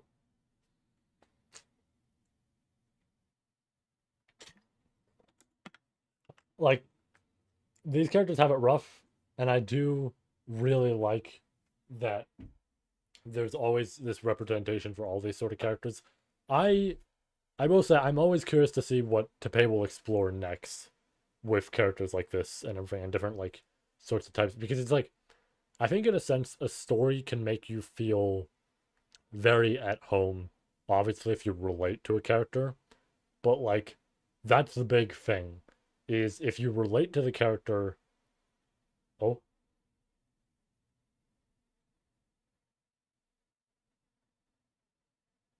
true. Also true. Um, but like, if you can relate to a character in a certain sense, that helps, somebody, uh, like, what I almost want to say grow, but more so just like it helps them feel at peace. It helps them feel at home because there's somebody that they see that is the same as them, right? Um, I can't speak on the matter myself. I don't know, but I was talking about Devi up here, right? The character behind all this, like all the like chat and everything. The adult woman, of course. Uh, I same friend. It's actually my close friend Brandon, the same person who edits my stuff. He mentioned to me that interestingly, uh, and this isn't like for a fact, right, or anything like that, but he's done a lot of studies towards this stuff, like sort of stuff and everything, and just looking up a shit ton of information, gathering all this and all that. And he mentioned interestingly that Devi up here is very similar to uh not very. I'm saying very similar. Like she's very similar to a character. I'm like zoning out there a little bit. Uh, she has very similar symptoms to like people with autism and stuff like that, right? And he like listed out each exact type and everything and all this sort of stuff for everything she does. And I kind of sat there and went, huh. And like once again, that was a moment where he's like, did you intend to write that? I'm like, no. I I kind of just wrote her this way because I felt like it was interesting and it showed off this very tragic, maybe not tragic, but like character who is a lot more socially different than a lot of other characters, potentially because of, what she's been growing up with or whatever it may be. Yeah. Like it's crazy where people start with this shit. Um, but yeah, with something like Debbie's character, it was something like I wrote her like that, and I just kind of sat there and I was like, yeah, I didn't fully intend for that, but that's like fucking cool. It's like true. And he's like, yeah, no, it's like all this sort of like, stuff and everything. And I'm like, wow, huh. Like it is crazy what can happen with writing sometimes, right? And like you said, like to pay worked as a butcher, said I'm writing Peak, and then he just wrote all these characters. And like think about how many characters are in, ReZero. That's a lot. That's an insanely large amount, right? And all he was doing was just working as a butcher. And it's fucking it's crazy. It is like this is why I think stuff like writing is so important. Stuff like writing, like drawing, all that. Um, I think that is partially why. Yeah, like that, right? That's what I mean. Like ah, just having that stuff in there and just being like on a whim, being like fuck it, right? Carriage Rider and Arc 3, that's here's Wilhelm, right? And here's going more into that. Arc 2 in general, there we go. Right. It's it's crazy. It is really crazy. And I've experienced it myself. I'm sure countless other authors experienced it. There was ooh, we want a fun example. This one, this one makes me happy to think about. Let me take a quick drink.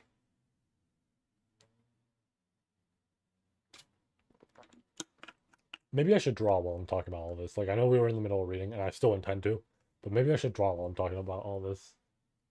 Um, Big example I'm thinking of is Toriyama, Akira Toriyama, the writer of Dragon Ball, all that. Literally, potentially, maybe not the most inspirational, but like absolutely in the like top five most inspirational mangakas out there. You want to know something interesting about that man? Everything he did was on a week to week basis. I shit you not. It was revealed in an interview. Not recent, like not a recent interview necessarily, but like recent information that came out from an interview way back when. Or I think it was with the like people who had worked with him that might have been recent, right? It was revealed in an interview that it was pretty much like they were talking about it, and it's like, oh, so how does Toriyama plan all this, right? Like Frieza, Cell, Boo. How does he come up with all this? And they mentioned what he did was he would walk into this like to work that day. They'd work on whatever the chapter is, right? He'd list out the details. He'd be like, all right, so today's chapter, Cell, he's gonna go around the city. He's gonna be absorbing people. Meanwhile, Piccolo is gonna be up on Kami's lookout. He's gonna absorb Kami. All right, cool. Next, um, he'd go through that whole process. And when he was done with that, right, when the workday was done, they'd go, cool. So like, you know, Toriyama, what, what's the next week? What's our plan for next week? What do we do then? And then he went, I don't know, we'll figure out like when we get there. And he just left the building. He did that every single week. Every single week, he sat down in that office and just went, all right, we're going to work on today's chapter. Here's the contents. And he just figured it out on a week by week basis. None of Dragon Ball was planned, despite what like some people might believe. None of it was planned. He just sat there and went, got it. I know what we're doing. That is fucking insane to me. And I know some people would say, well, it's obvious because Dragon Ball is not like the most immersive story out there. I get that, but it is a very fun story and absurdly strong with what it does, right? Part of that is Toriyama's art is beautiful, but like the other part of it is just like that man could cook and he just did it on a week by week basis. He just came into work and went, got it. So Cell's gonna transform, and it's just like, well, okay, Cell transforming was something his editors decided. That was something they told him. Um, but let's say the Piccolo example I mentioned, like, oh, Piccolo absorbs Kami. He just decided, I know what we're doing for this week, and it's just like, how the fuck does he do that, right? How the fuck does he just come into work and just be like, got it? Like, it is crazy to me, right? And again, Dragon Ball's not like the greatest series out there, at least for me, right? But I still hold it as like an 8.5, right? That ain't even nostalgia. That's not even because I grew up with it. It's an 8.5 to me. And it's like, how the fuck do you make an 8.5 by just coming into work and just being like, this week, what are we doing? Right? How? Like, that is crazy, right? This is, again, this is what's fucking magical about writing, is that you just get to do whatever. You just get to sit down and do whatever. It's fun. You get to just, like, no, yeah, like, this is gonna be, like, Tappei came in, worked on 7, 8, and 9, and, you know, like, what we have so far up to 9. And it's just like, this is so much, like, to do. And now, like, people have to animate. I mean, you know, I was mentioning Dragon Ball there. Fucking people at Toei hated, you know, it's funny that I brought up Cell and all that as one of the examples. People at Toei hated Cell, right? Drawing him was a bitch. So it's like, similarly, White Fox is going to have so much trouble. I don't even remember if there's any characters who have a fucked up design in arc 7 or 8 that would be like a bitch to constantly draw. I I almost want to say Yorna, but that is my bias because drawing 9 big tails is really annoying. I've had to do it many times for obvious my own story reasons, but oh, that shit can be annoying. Especially like also scales occasionally are annoying, but I learned that there's a yes, no, you know what? I'm so glad. I'm so glad you brought up kimonos. Fuck the 9 tails thing, right? Who gives a shit about, you know, a kitsune having 9 tails? That's like, that's rough. That's manageable. Dude, drawing a kimono. I have never had a greater. Can I go on Twitter? Can I go? Oof. Hold on. There's something on Twitter I want to find. If I do new window, will that give me what I want? Yes. Okay, hold on. I'm gonna grab something. I'm gonna grab something. I'm gonna. If my Twitter posts have been seen, there's a specific post I want to grab. I'm gonna grab something. We want to talk about how rough kimonos are to draw, right? And that's obviously, like you mentioned, not even including the hair ornaments. Holy shit. Okay. So let me see if I can find the original. Yeah. Okay. Um, let me pull up my tab. Okay, so a while back, I drew these, right? One of these is funny enough, the chat thing up here, right? Um, one of these is a character I've drawn and written for my series. Probably my favorite to write. It's also my friend Brandon's favorite, right? Uh, this one right here, Kokatsu, right? So I posted this. Well, and she looks a little fucked up. This is not like my greatest drawing of her, but it was a sketch. I'm proud of it as a sketch, right? It's a sketch, good enough, right? Don't mind the fact that she has her grippers out, right? This was just to give her a cool pose and everything. So I've drawn her a few times, everything. But you might note that on this post, right, I mentioned last time I'm posting this because I had to post this like 2 or 3 times because every single time I forgot a detail on her. The first time I posted this, I forgot her tails. The second time I posted it, I made them all orange. I forgot the white at the top, I think, and I forgot some of her like kimono and hakama, right? And then this was like the third time, was just like, we finally got it there. Cool. You might notice that in the bottom right there, it's been posted one more time, right underneath that tweet. It's because this right here, let me open it in a new tab. Want to notice something? Want to notice something? Notice that white space right there in between her arm and the hakama.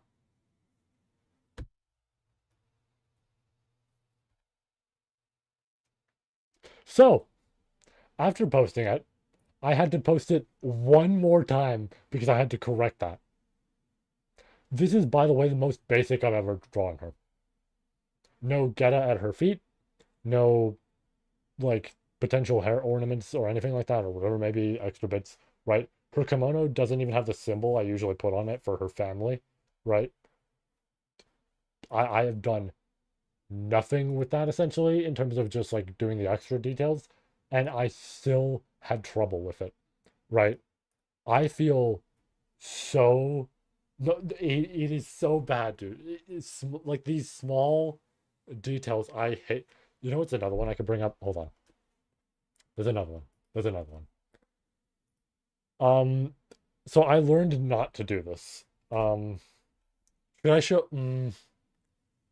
I think there's two. I think there's two I could show. Uh, yes. Okay. I'm gonna show two here. There's two of them I'm gonna show. Can I go to the original tweet? Do I have to go find it? I guess I can just copy the link and I can grab it. 1 second. There's two things here. One of these is funny because I actually have a video of it. So quick drink. Yeah, the if we want to see something rough, this is something you should not do by any means. I will correct this myself when I'm talking about it. Oh, sorry about that.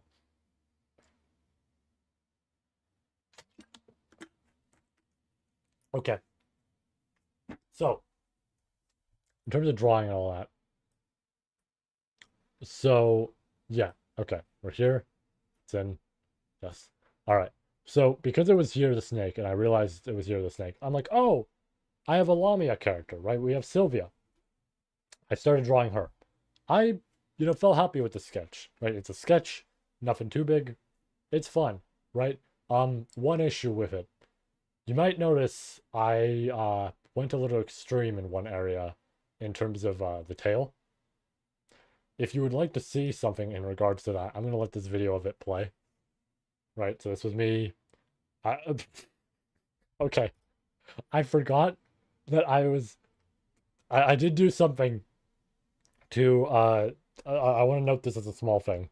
I did a little something to verify the fact that this was not AI at all, right? Because I learned that people were doing AI um, speed draws of stuff and everything. So even though I was using a Clip Studio Paint 3D model in there, I'm like, shit, I have to verify it. So I don't know if I can pause it at the right moment. I don't know if you saw it, but that was Eminem with Yami Merrick's hair throwing the sphere of raw at the camera. And I just shoved that in there for the sake of being like, if people see that, they'll know it's real, right? Um, but yeah, you can see me doing this, right? All of this was fun, right? This part was fun, and I'm like, yep, this is fun. This is all right. Boom. Me writing this tablet sucks because I was hating that. And then here's the worst part. I did the scales one by one, so you can see it going down slowly. Do not do this. Like, unless you are going for a very detailed piece, never do this. Just keep it simple. Just do 1, 2, 1, 2, 1, 2. Who gives a shit about extra details? It is so rough to do this. I do not recommend it at all. Like it is so excessive to just do every individual scale. Do not do that. And you know what the worst part is?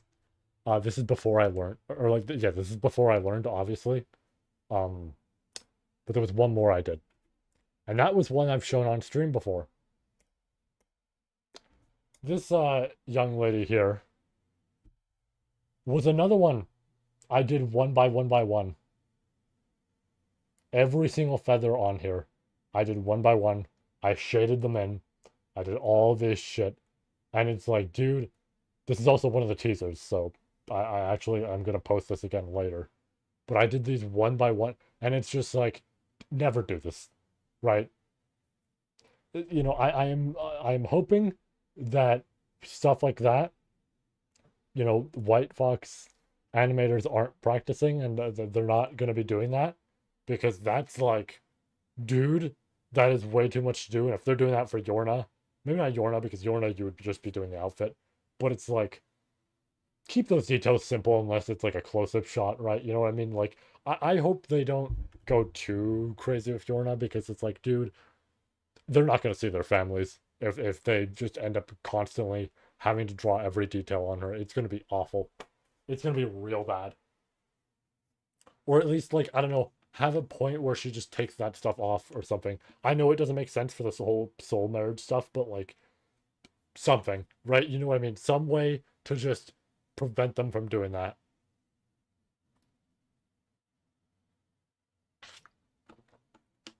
Man, it sucks too because when you think about it, every ReZero character so far has had a very simple design, right?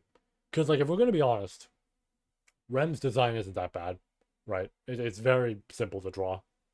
It's one of the very first few things I drew, right? Or like properly, you know, drew and all that. Um, Echidna's not that bad. Few interesting details here and there. It's whatever. Uh, Amelia, where is she?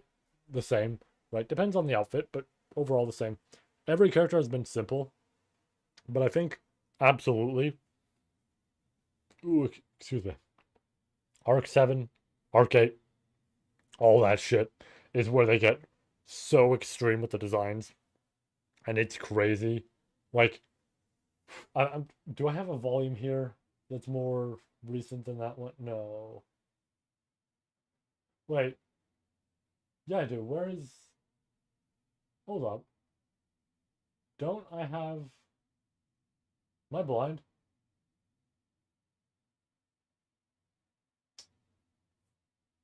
Right. No. You know what I was thinking? I was like, wait. I ordered the next volume of Arc 7. I was so confused because I was gonna pull up the next volume and like just look through and go for the designs. And I was like, oh wait, where's my next volume? And then I remembered, oh, it got delayed. That happens a lot with Yen Press. I forgot it got delayed.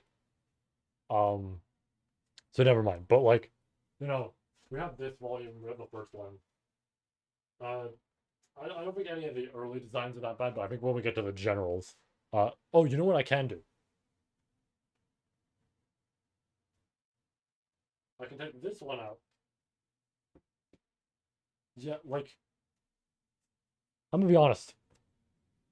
Half of these motherfuckers.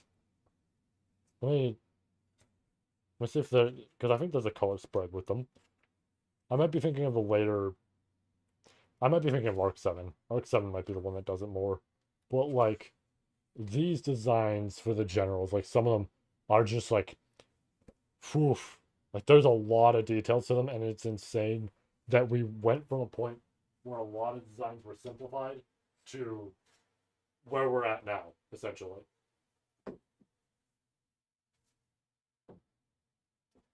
Whew.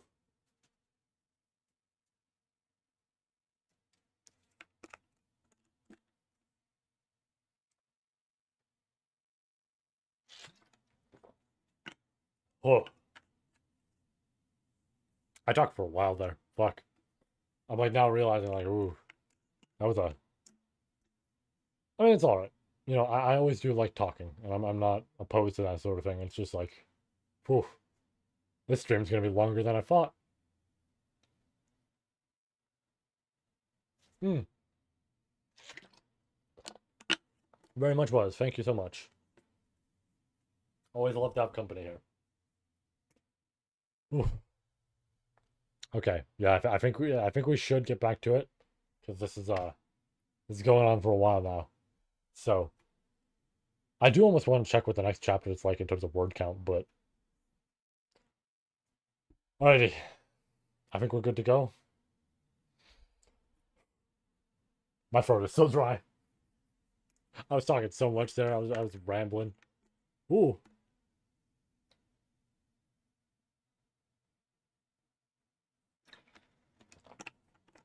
Ah. Okie dokie. Time to get back to it, I believe. Let us do this. Whew. I don't even know how far down we are. Mm. We actually did make some progress earlier, so you know what? It's not the worst. Uh, I'm actually kind of curious how late we're going to be going with this because I do still want to get two done regardless. You know what I should do before we even do anything? I'm not feeling that headache that I felt earlier, like way earlier, like when I started stream.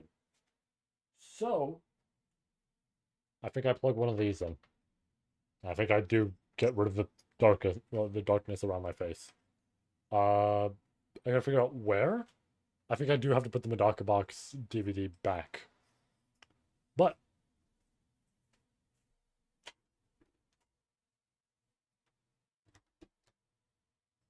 I really did have her like uh, I didn't realize like how much I had her outfit tearing in the like DVD. It's a little weird because she's a high schooler. But you know, I mean, makes sense. Shonen Jump's for like people around that age. So that it was probably like on purpose.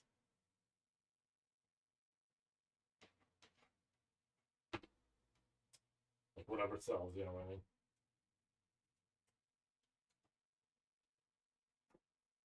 Alright. You know what? Fuck it, I'm gonna play on the computer.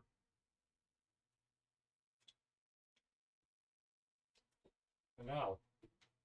Oh, lower, lower, lower, lower, lower, lower, lower, lower, lower, lower, higher. Okay, we're good now.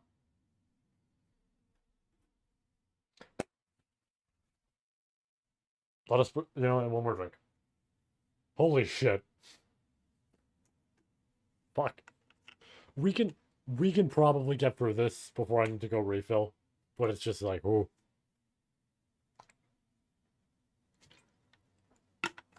And like, again, we'll be here for a while, so it all works out.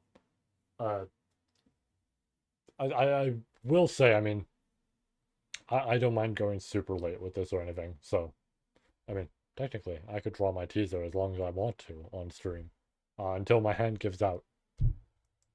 Uh yeah, we were past.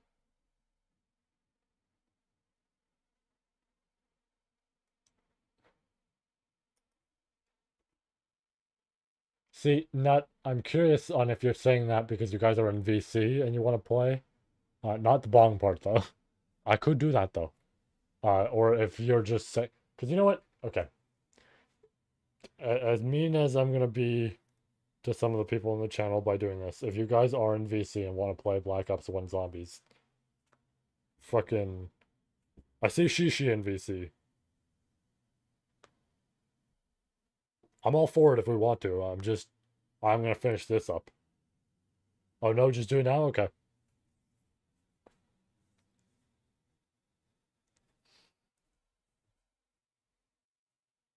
Why does it? Oh, I guess the names aren't long enough. I realize now it's like it's putting dots in the names. Now you are kin. Uh, I was gonna potentially open it up as a joke, but I realized I don't know if I have Black Ops 1 Zombies installed. I think I have two installed. I don't think I have one installed. 'Cause I'm pretty sure it was two that we played. Alright, back to it. It's lower than this. Actually, lower than I thought because we're here. Double check that we're all good.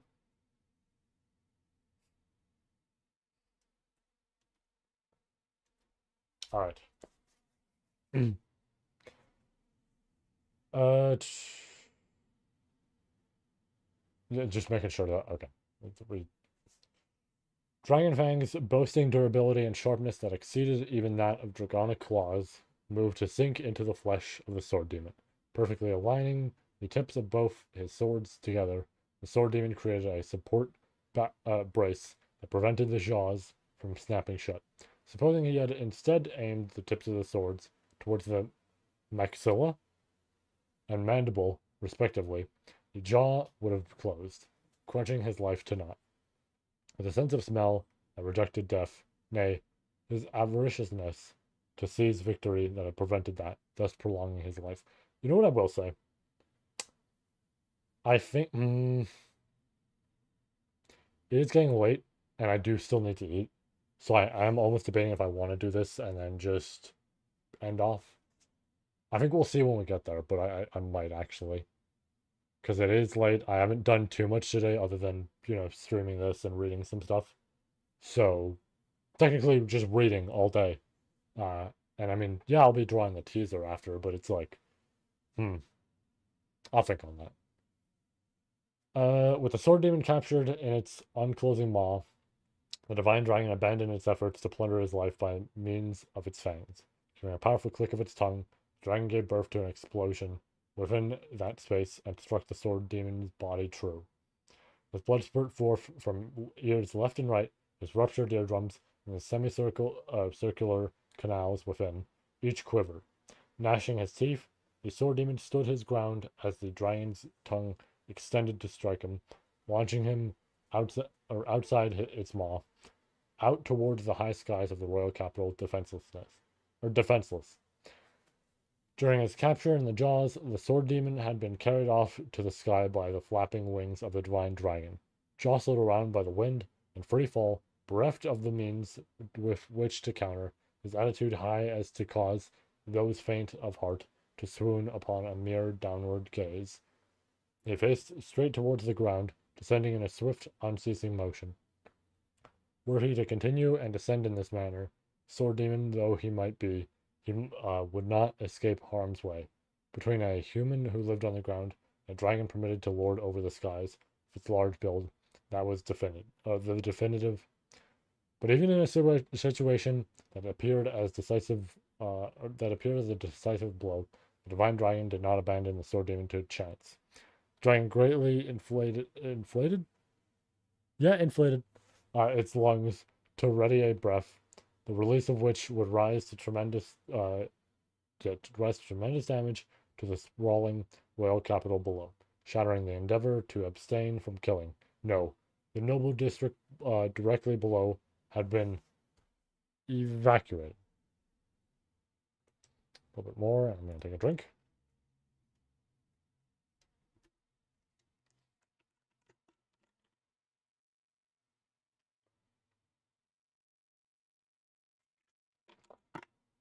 I can appreciate that the chat now looks very interesting.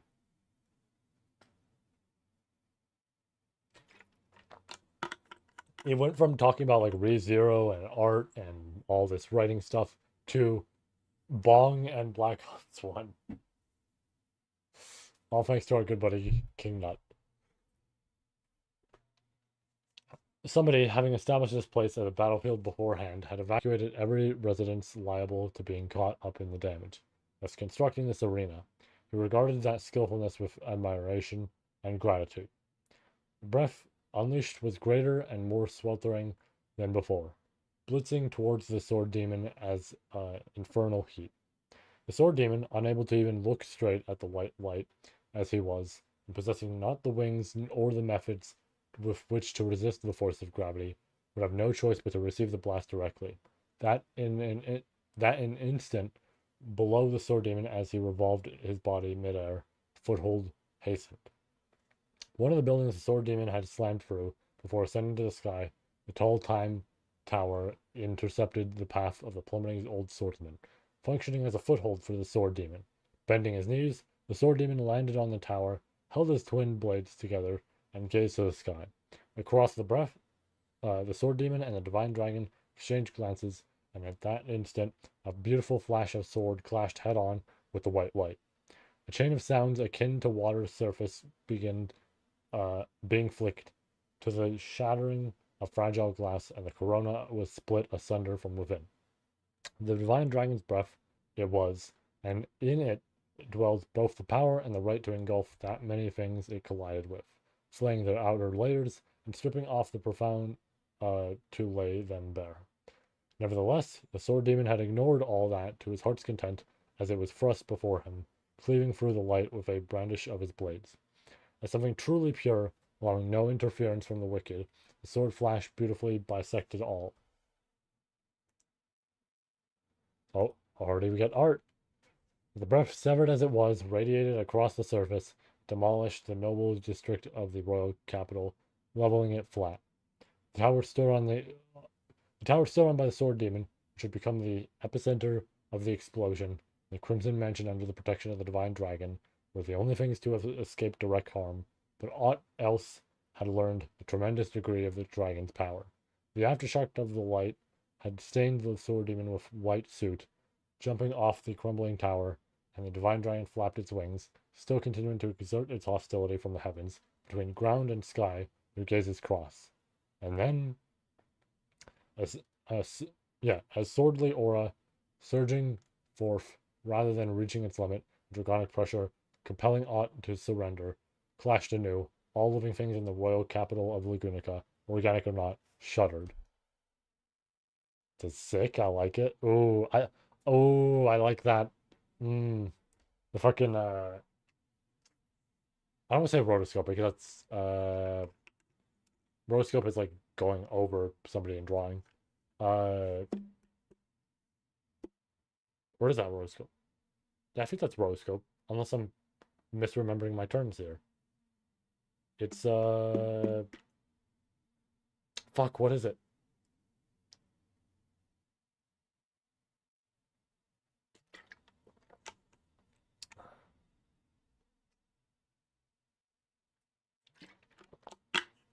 I know my shit, I'm just forgetting it right now. I'm just getting the depth, right? Depth of it, because my brain can't actually remember the proper term for some reason. I would say that. I like it. It's good. Oh shit, here we go. Do you like flowers? Amidst a world hazed in white, audible with the voice of a lovely woman, her back towards a bed of yellow flowers. The world misshapen by the draconic aura, Wilhelm spun his body through the advance of a fatal zephyr, and as he brandished the gleaming swords carried in both of his hands, a multitude of reminiscences flowed within himself. Have you come to like flowers? A lovely woman she had been. Drawn to her at first sight, the foolish man had placed a lid over those sentiments unfamiliar. And yet, still, as the relationship went unsevered, Wilhelm had indulged in that environment, fearful of cutting too deep into it, immersing his body and soul in the moments of laxness, terrible, almost terrible timidity, neglecting the time that went by. To swing the sword to protect someone, I think that's nice. His hometown, enveloped in a blazing inferno, a sword flashing with beauty, had delivered Wilhelm from the clutches of death. The woman had harbored no desire to take up the sword, yet nonetheless was loved by the sword. The reality that he had conferred her with a reason to swing the sword filled Wilhelm with myriad anger. His soul a conflagration born of repudiation, I guess. Uh, towards weakness, towards the secrets, towards his own inadequate being, anger, anger, anger. Cleaving through the anger entire, overpowering it, by devoting his everything to the act of channeling that violent sentiment into his blade, at last, he attained the right to stand before her and cross swords. And thus, he had rescued the lovely woman from being, from the abominable sword god, making her his own. Steam wanted to tell me that a game was on sale. Uh, are you in love with me? Nay, was it that he had made her his, or he had been made her fuck. Nay, was it that he had been made hers, her his? Fuck, this is a rough sentence. Or had he been made hers? He knew not the answer. But they had been happy. They had been fortunate. From the very moment he had met Theresia, to the very instant he had lost her, Wilhelm had continued to be blessed to the greatest possible extent. The death of Theresia was unmistakably a tragedy. Unable to even exchange words of parting, failing to convey the words he ought to have imparted, Wilhelm had been dominated by grief and lamentation. Amidst his despair, by overlooking much, he had erred. But the days he had spent with Theresia, for Wilhelm, had been those of happiness. A joyous time shared between the two. Was it really something that could conclude with it all being ruined, fading as if its entirety had never occurred?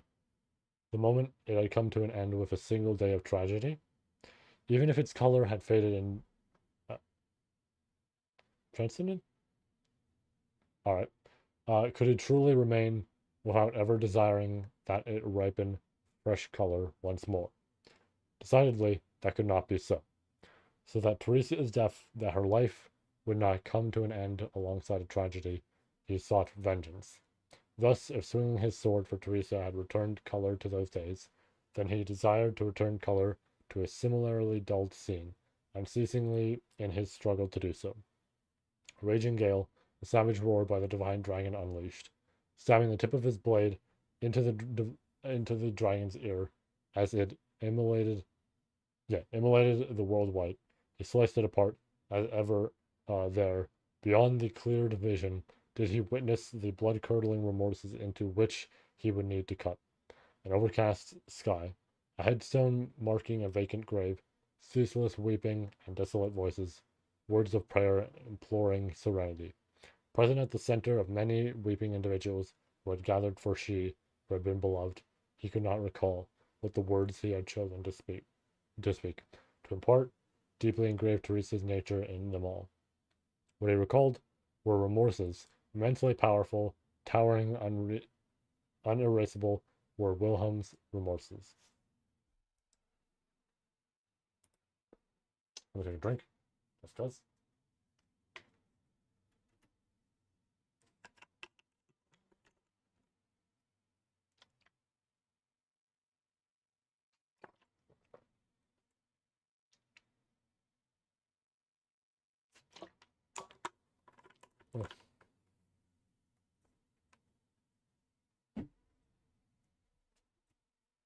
I'm thinking if the next chapter is super long, maybe then I might pull back, right? It's not necessarily a bad thing by any means because we can always do it Thursday, right? I'm gonna try and start early Thursday for what I mentioned, but we can always do it Thursday.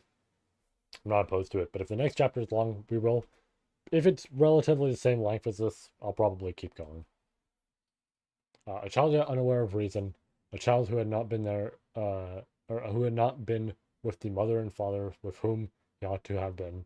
Words of the child had chosen as consideration and consultation, his own foolhardy self had rejected, unable to accept them. In that moment, dull had turned the sky, ground, the faces of the people, his own self, the child.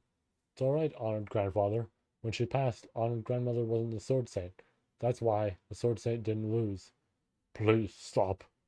After all, the sword saint shouldn't ever lose. Father said so. I am begging you. Please stop. So don't be sad. The Estrella family is safe and sound, honored grandfather. Right now. Right here. Please don't speak of that. Again and again, words of rejection bereft of power. Over and over, words of consultation from a child settled in that which he had believed. And then, I'm the next sword saint. Just before honored grandmother passed away, I received it.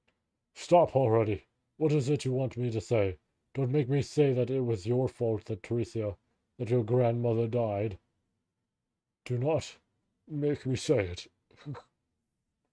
Amidst the faded scene, raising aught else, he and the child were made two.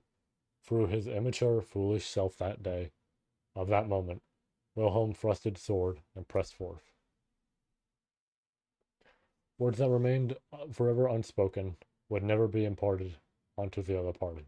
Even supposing a mutual understanding of feelings between both parties, thousands, tens of thousands of words that ought to have been devoted would never be delivered onto the other party. And likewise, the words that had ended up being vocalized, no matter the manner in which they had formed, would always end up being imparted onto the other party. How exactly that would be received depended entirely on the capacity of the receiver. But to pour more water than could be deemed acceptable into yet incomplete container, and blaming that container for overflowing, unable to take it whole on a whole, how foolish of an act would that be? The face of a child, of Reinhard, in that faded world of that day, he could not recall. After all, once he had let slip words that he had ought never have, he had not been even able to look upon his face. It was not that he could not recall it, he did not even want to begin with for what he had failed to look upon it. Thus, those who received the words he had ended up speaking were not confined to that singular person. I heard that you were blaming the kid at Mom's funeral service. Oh, it's him. And yet, you still want to see Reinhard? You can't even make the distinction on what's not fine to say, Dad. And yet you think you've got a right to apologize to him? That child is mine and Luana's child. To say that he let Mom die, that he stole the divine protection, that's all some sort of misunderstanding. I'll, I'll prove it. I'm not you, Dad. I'm me. This is something I have to do, no matter what. Once words that had been uttered no longer could be, or no longer could they be retracted. Wilhelm's reckless remarks towards Reinhard had spread in the blink of an eye, even reaching the ears of Heinkel, who had not attended the funeral service, causing him to lose his chance to apologize and explain himself. Concurrently, the foolish reprimand from grandfather to grandchild had been spread even to those outside the family, so as a result of that scandal, the truth of the succession of the divine protection of the sword saint became wildly known. Heinkel had absolutely not allowed Wilhelm to see Reinhard. Reinhard had avoided Wilhelm in accordance with what Heinkel had told him, severing all interaction. Wilhelm had kept his distance from Heinkel and Reinhard, devoting himself to vengeance by his lonesome. The relationship between those three, in conflict as they were, once more came together due to the crossing the corpse soldier Teresia at the Watergate City, and once more had definitive cracks been born. Were that to be the finale, then it would indeed be a tragic ending. But for Wilhelm, who had opted not to permit Teresia's death, her life, resistance to end in tragedy, he too would chant objections to this relationship drawing to a close as a tragedy. And as for the way to exclaim objections towards the overpowering fate, he knew no method but to exclaim them through his sword. Reinhard was the sword saint. So long as he continued to bear that as an unshakable duty, never would the chance come around to exchange sentiments with Reinhard, present behind the veil of the sword saint. Never would the chance to come to restore color to the fated scene. Henceforth, Wilhelm van Estrea, nay, the one who disposed sword saints of their swords, Wilhelm Trias, had no other choice but to bleed his very life into the sword's shimmer. That shit's good. That's also great art. Take a drink. That's good. That's good. We get to see Wilhelm be real cool once again, just like the previous chapter.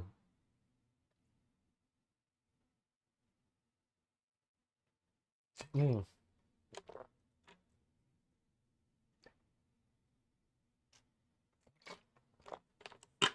Ah. Okay. Get back to it. I wonder how close we are to the end. Again, indubitably, that had been a stanza of the battle that would go on to be told in legend. The battle unfolding between the sword demon and the divine dragon amounted to a back and forth bout of a score of factors at its conception, pitting the tempered swordsmanship of steel against the power of an apex lifeform by birth. In the royal capital, the area of the noble district that had become a battleground had been leveled. The collapsed buildings, pulverized streets, telling of how tremendous the clash between those individuals present in the same domain, unreachable to any ordinary person, was. Even considering their body size, the presence or absence of footing, and the trading of their decisive blows, the sword's shimmer, the dragonic pressure were evenly matched.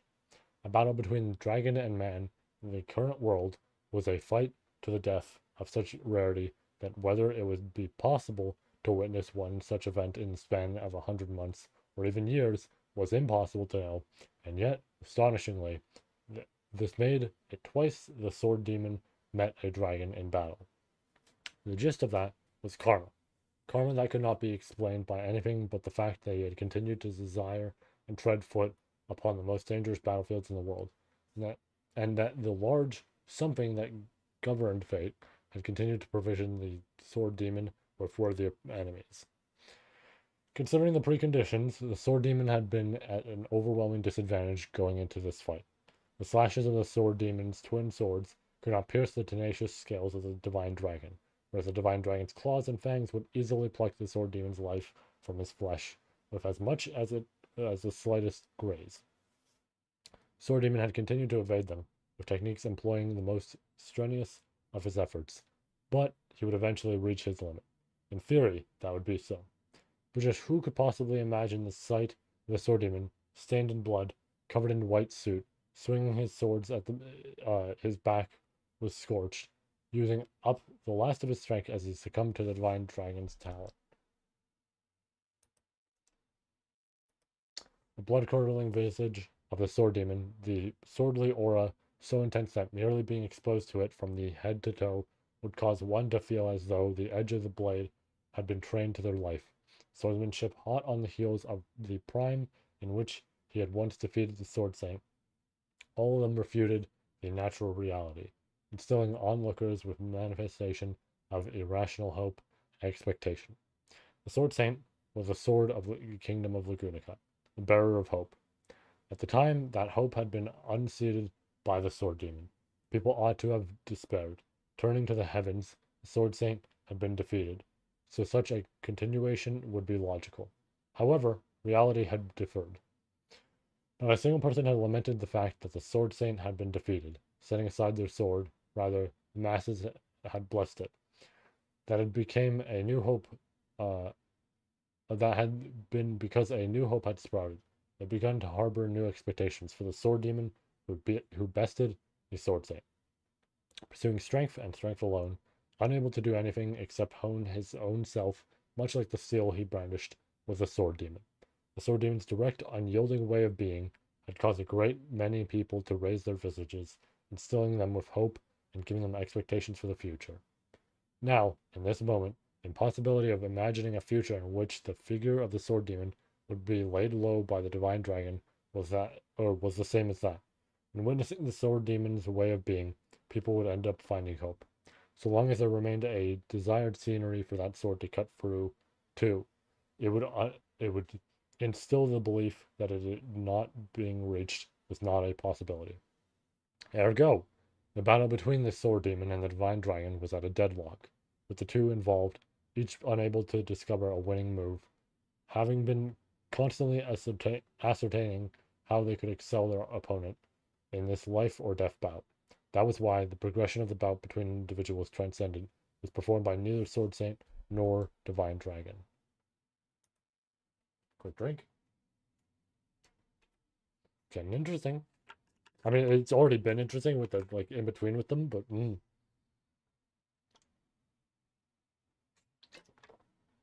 seeing Wilhelm overcome a dragon or potentially overcome one, and the dragon of the series, shit.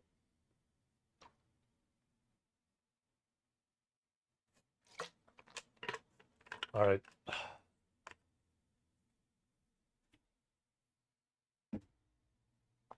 At the nexus of the timescape transformed into the theater of war, Sword Demon and Divine Dragon crossed gazes, exchanging silence. However, albeit the result was a mutual silence, the essence of that silence differed between the two. To one, patience. The other, shock. Both were emotions meriting silence, but that which followed was different. Gah! A faint groan, accompanied by great volumes of blood, spilled from the Sword Demon's mouth. But, with his twin swords yet collapsed, the Sword Demon made no attempt to stifle the overwhelming ichor? Ichor. And looked down at his own body. He caught the sight of the sword's tip piercing through his abdomen. Oof. Stained with blood. Ooh, excuse me.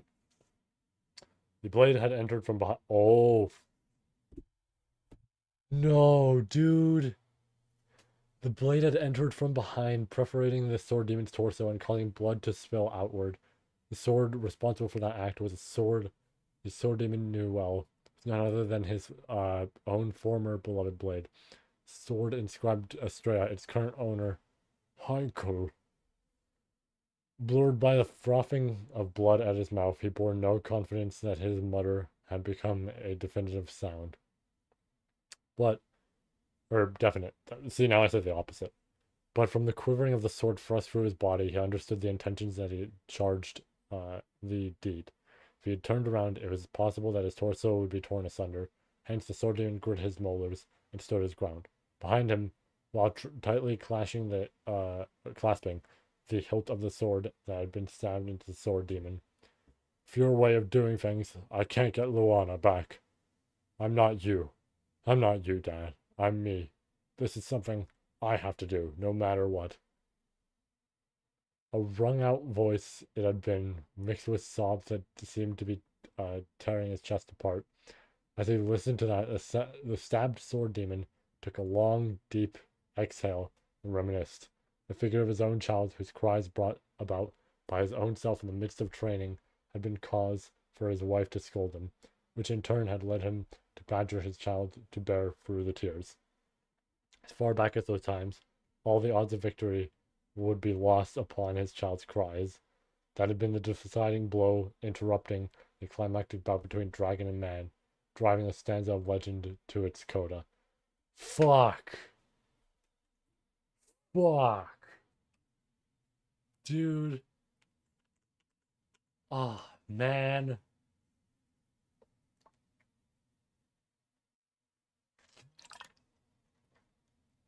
Fuck.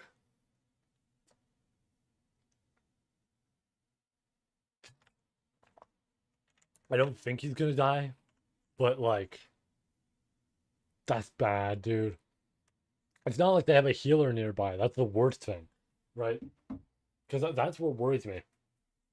It's not like Fierce is nearby. It's not like who else would be a healer? I mean, I guess like Rem and all them. Like, fuck, none of them are nearby. Oh, this is bad. Shit. Okay, let's go up with like all that art. All of those were great pieces. Fuck.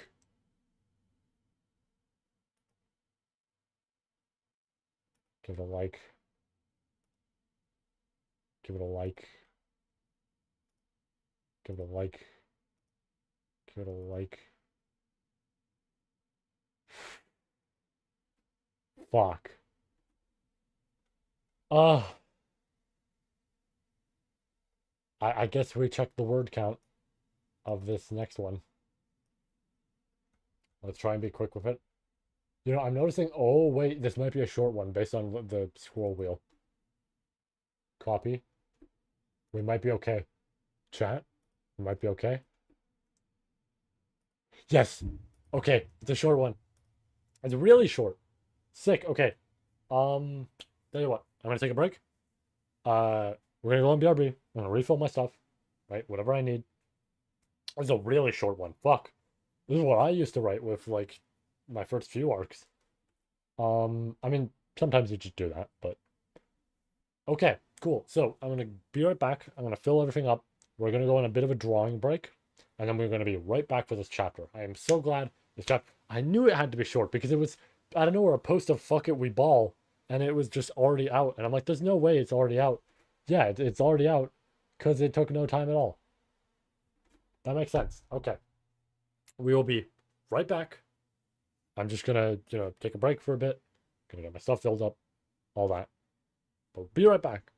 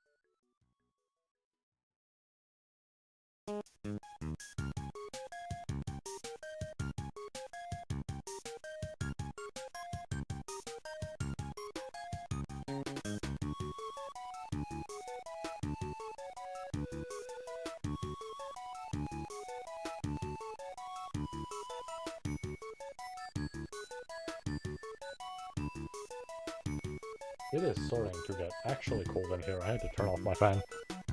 This shit is like actually getting a little crazy. So, let's get back to it. Open this up.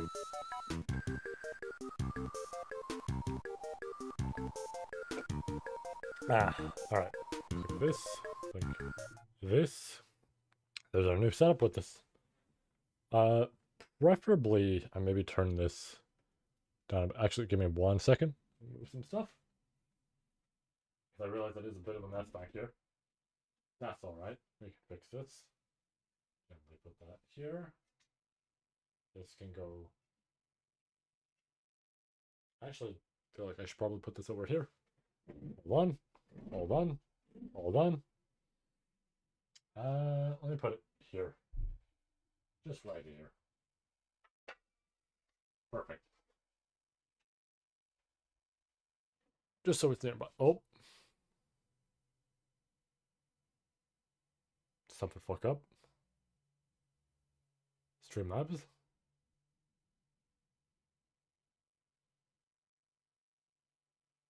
It's like not detecting things properly, and I'm like, that's odd that it's not. I don't know why it isn't.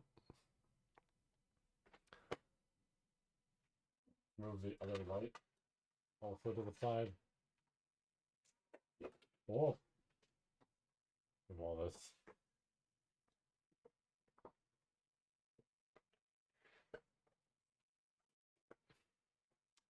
Why is Streamlabs fucking up right now? I don't know. That concerns me a bit. Oh, I forgot to put the break text on. Break text. You know, now I really do need to turn the camera down a bit. There. Okay, I have no clue what's happening with Streamlabs. That's alright. We'll figure that out momentarily. A little bit more. I think we should be good. I think this also goes over everything. Yeah. Yeah, I had to make sure.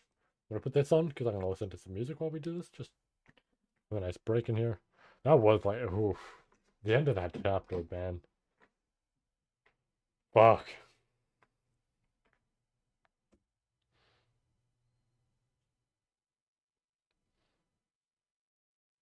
Let's pull this up. We're just gonna do music on here. That's all right.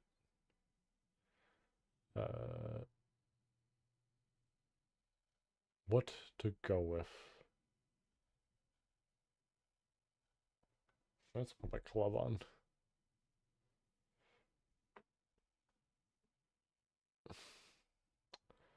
Figure out what sort of track to play. And actually, before anything else, let me double check the streams, alright? I was just mentioning that, and I failed to remember.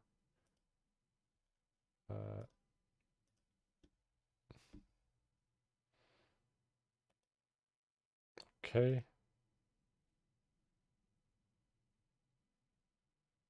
Cool. Alright, we're all good. Alrighty. Go back to it.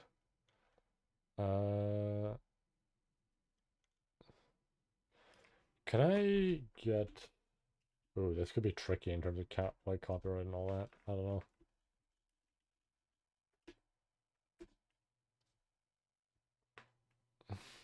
Let's unmute this. And I mean, it should be relatively low. I think we'll be all right.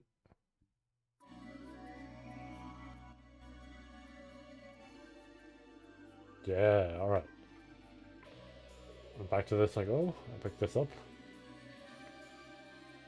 And now, I figure out what I'm doing here.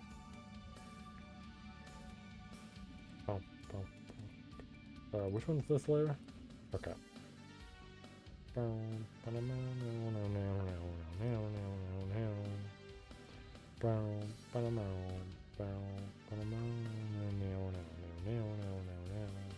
you know what I should do? Did I make it part of the light there? Where did I put the light? I need to name my layers more often. Oh, it's this one. I'm gonna cheat a little bit here, just because. I'm gonna cheat just a little bit. And I'm just gonna make this easier on myself. Because it's nicer when you don't have to kill yourself for doing this sort of stuff. It would be roughly here is the edge of it. Right? And then this would be roughly the other edge of it. Oh, didn't mean to do that. But let's go this wide, I'd say.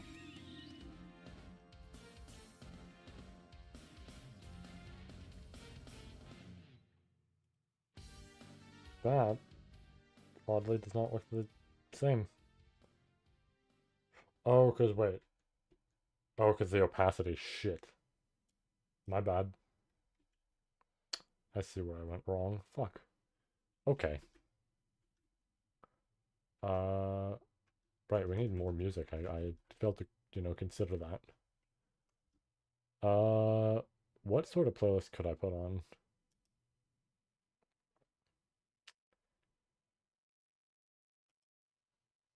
We're gonna go with...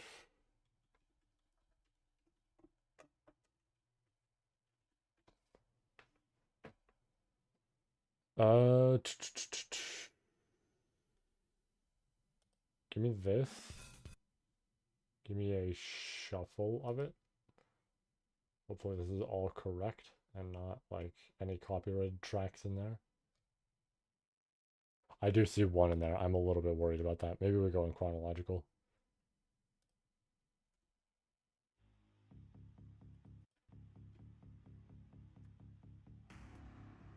Alright, there we go.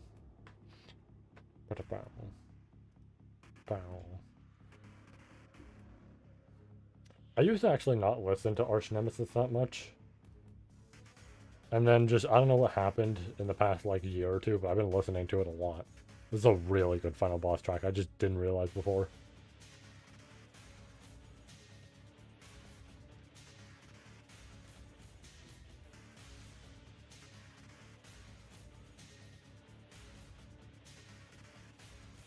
I guess that actually would be pointing the light in the same way, wouldn't it?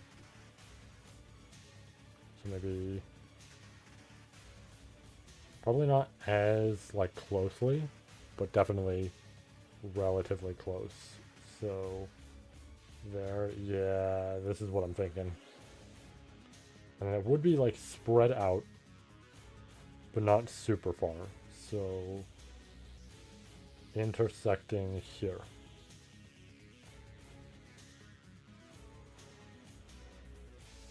Oh shit, I'm on the wrong I was on the right track there, I did the wrong color. Of course. Okay, so, same thing again. Keep it relatively in the same depth. Then this one, we go wider, but we keep it close by. And we're on the right color this time. We're all good.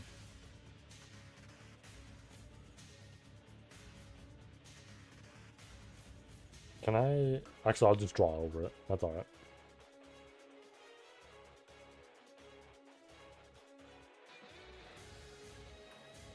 Honestly, what I could always do... You know what we can do to solve this issue? Do I have a darker line on the outline of that line? Weird. We always just do a little bit of this. Right? We can always do the straight line thing, but with a higher brush. So if we do that, and then we just do it again, all the way back, right? Simple little trick. Boom. right? So that now blurs the line between that, which is not the worst. I should have made a duplicate just because I wanted to be able to tell where I'm going. But would it be producing the same light? Maybe it would be producing the same light. Maybe I'm silly here.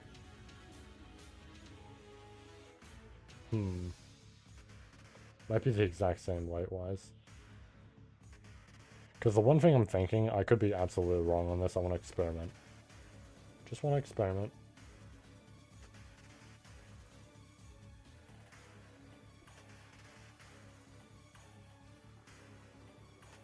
Alright.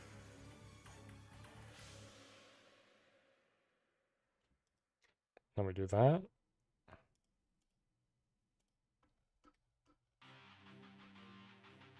Yeah, I definitely don't think that's correct. Okay.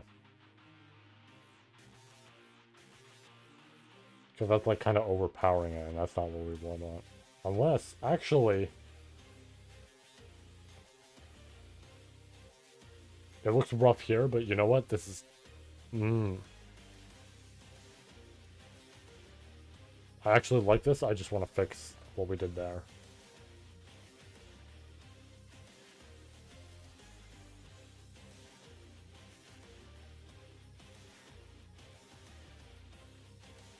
Oh wait, we already have that color. Shit. This one we'll do by hand. At least try to. Because if we can just...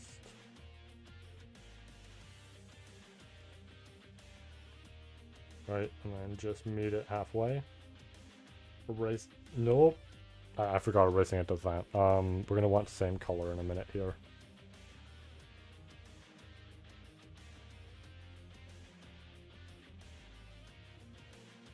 I do also see this, which could be an issue, but we'll deal with that when the time comes. So we do this, a little bit of shortening. Shortening all around.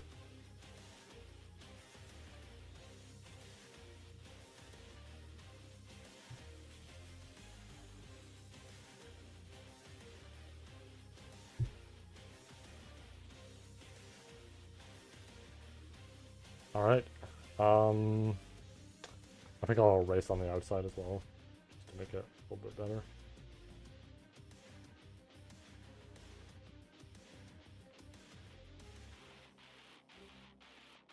I want to dig in a little bit, but I don't want to go too far. Maybe we do this. That's better. Okay. Not bad. There would be see, because that would be a space in between there, so that's alright. I'm just thinking if the implied light would be larger. Because there's a chance that the light would be larger here because of the bird one to the right that we can't see. Let's go off the estimate, right? So, roughly about here. Then from here, we go up.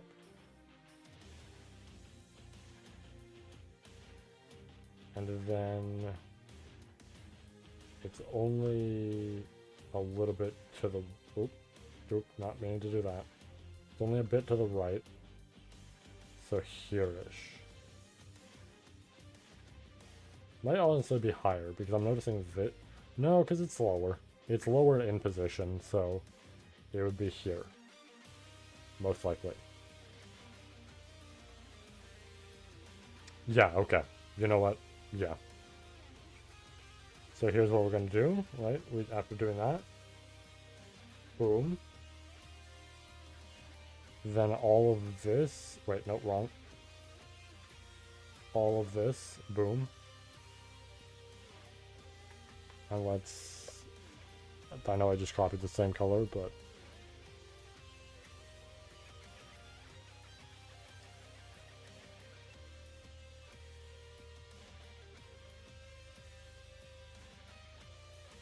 And then we lower it down to 90 in opacity.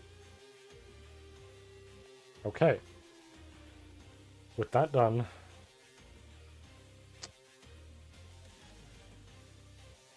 I'm gonna handle the grass before I handle too much of the shading and all that.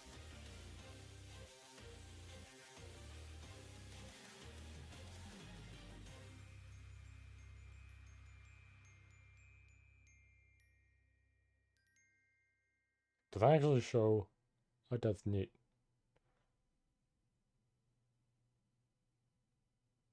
That means I can show me. Hi guys.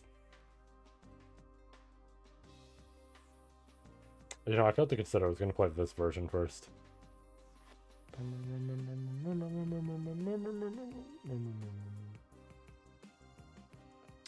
I should have made... You know, I'm really thinking of what I should have done.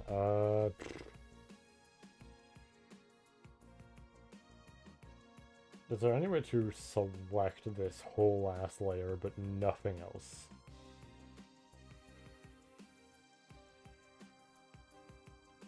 Because, like, obviously I can select by color, right? That's one thing.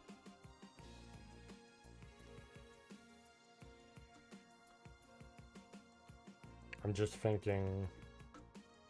We obviously want to have some grass there.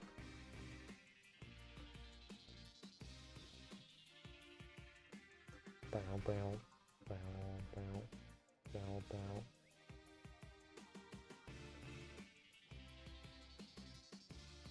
I think that is literally everything here that is purple.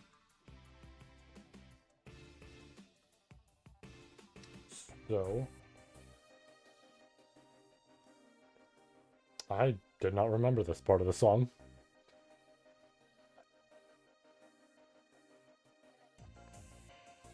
Go with a bit of a vibrant green. Chill it out a little bit. Still make it bright. And then lower the opacity on this, not too much. I'm just gonna do this for now so I can see it. And then darken that. Right.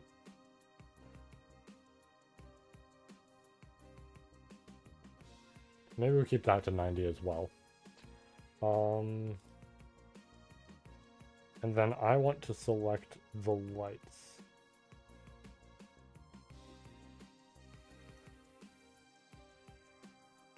Just everything involving it. Honestly, I should just... maybe not. I hope this selects it correctly and doesn't fuck it up. See, I don't like that it's like kind of trimming off a bit. But it'll still be the same color, so you know what, it should work out. This confuses me here on what it's selecting.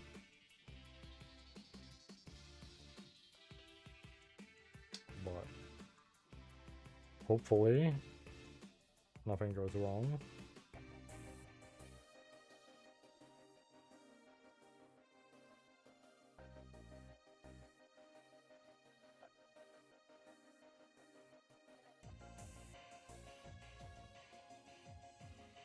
Oh, I see what's going on here. Okay, shit. There we go. We would want this. Would that be it? No. We want a new layer. That's what we want. I'm being stupid with this.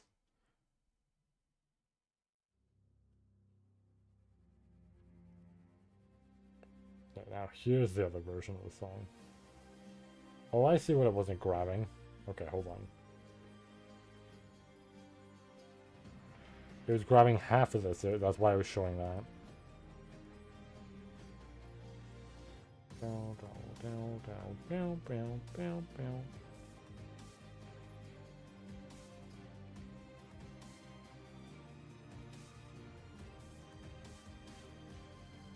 Of course, we'll cut around the edges like this. I really don't get why it's doing this, even though we got rid of that. But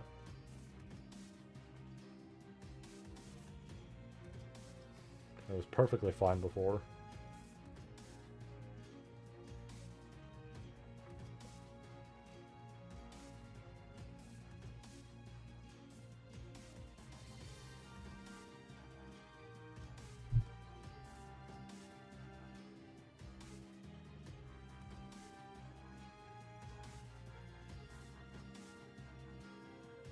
Alright. And then...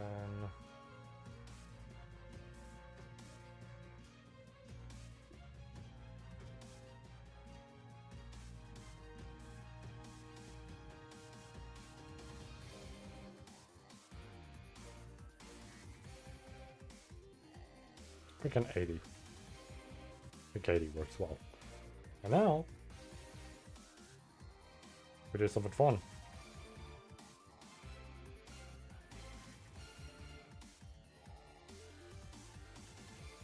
Go a little darker. We just got to go... just start from down here.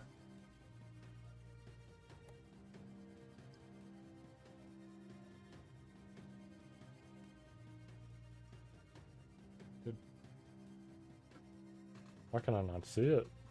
That's... oh, I'm still selected. Shit, my bad. My bad. That's why, because we were still selected. No, I want a little closer.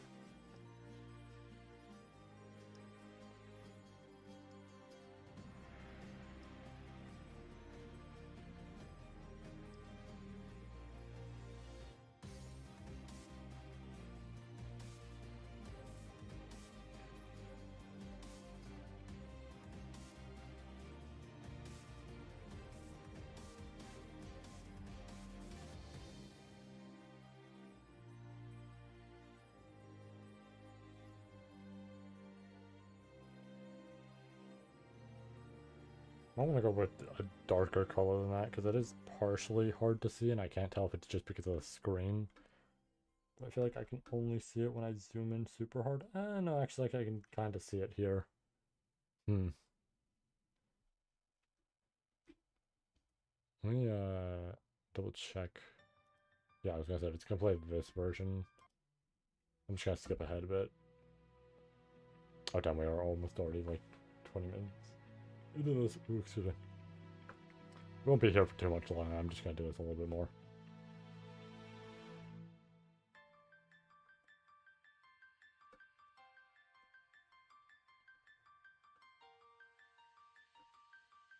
Maybe we'll go with something darker.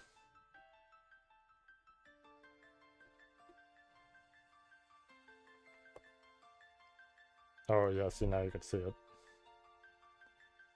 But maybe it's nice if you can't, actually. Because, like, I want to have it in the light as well, and the light's where you'll really see it. So maybe we avoid it here. You know what I mean?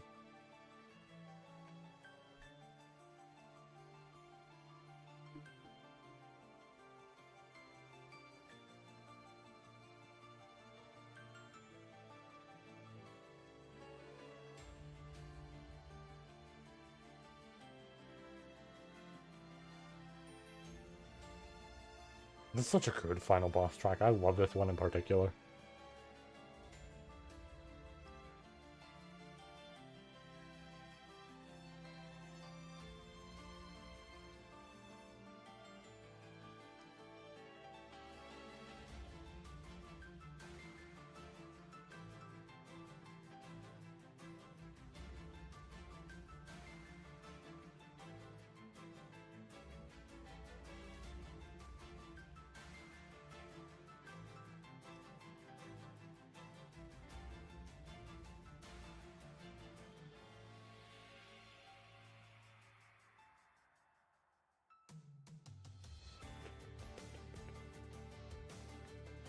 Boom, boom, boom, boom, boom, boom, boom, boom, boom, boom, boom.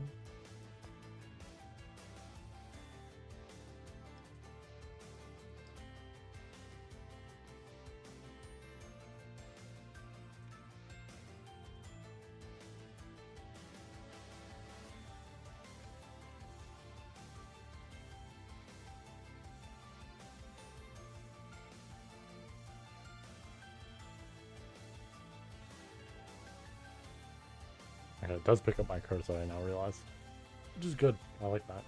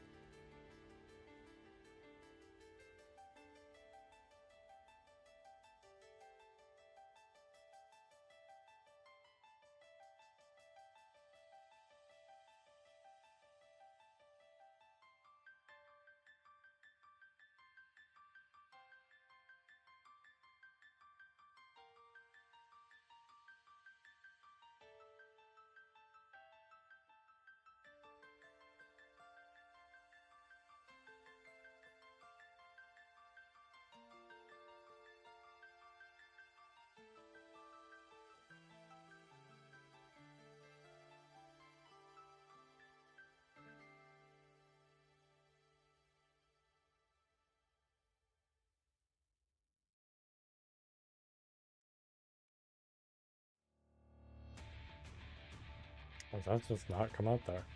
Weird.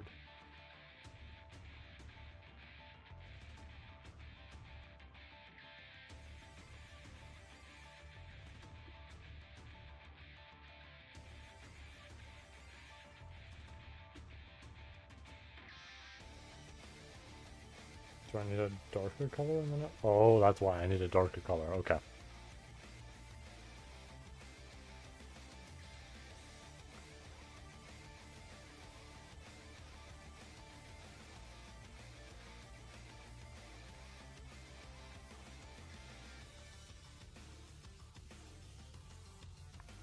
It is interesting that this track has a very similar uh, tone to it and everything, and like beat to a scattered moment.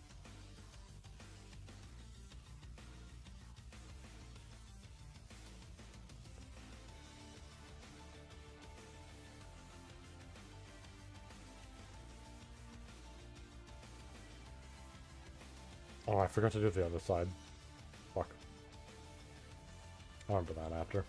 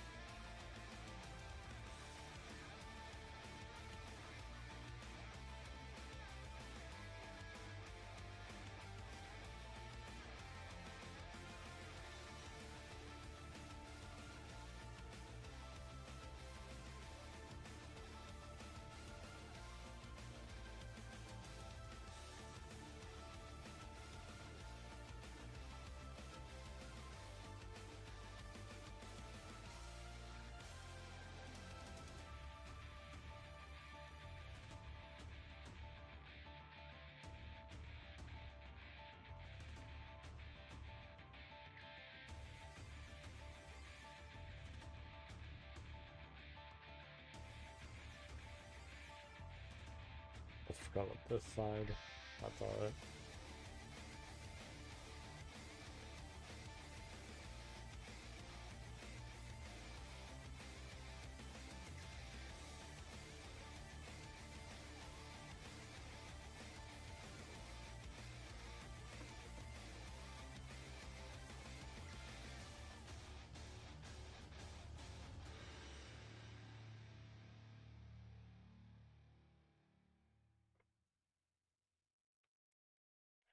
Here comes Fly. Yeah, there it is. Boom, boom, boom, boom, boom, boom, boom, boom, boom, boom, boom, boom, boom, boom,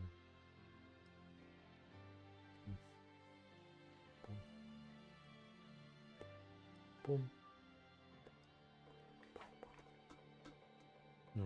This one's so good.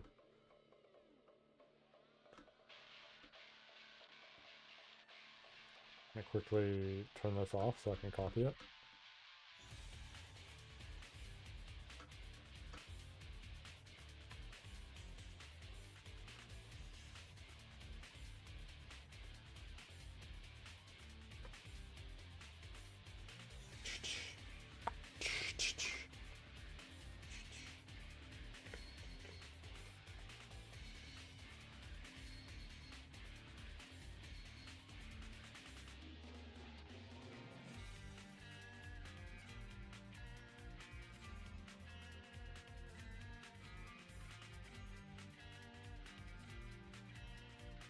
Feels like it's not dark enough.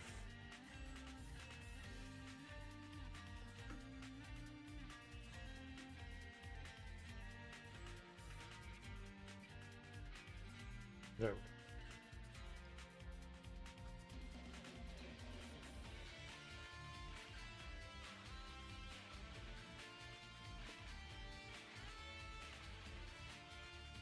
You have to see my poorly drawn E and F there.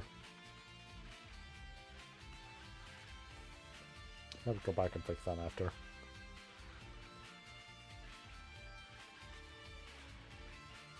Oh, I forgot a little bit there. I will remember to get that in a second here.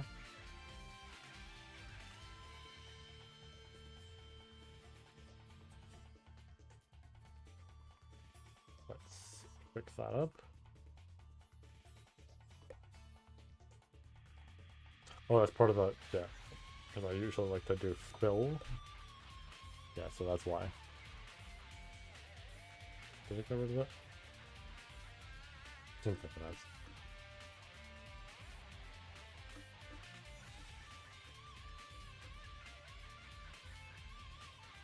Oh, wrong layer. Nope, that's also the wrong layer. This one. That's the green one.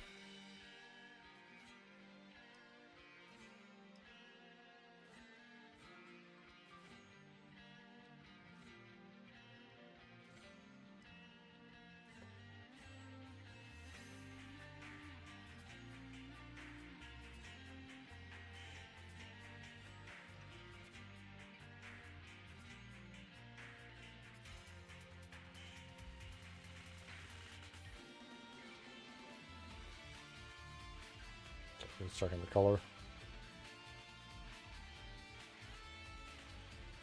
So if I did this, it would be very noticeable.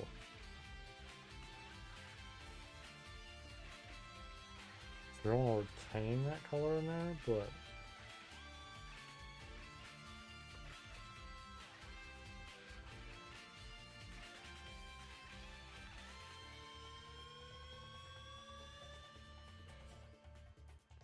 I feel like we want to go brighter for this. Little white, like head on.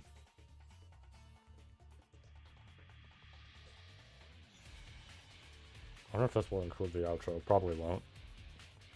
But like this song has the outro to it and everything. That's a really good, like, little piano outro.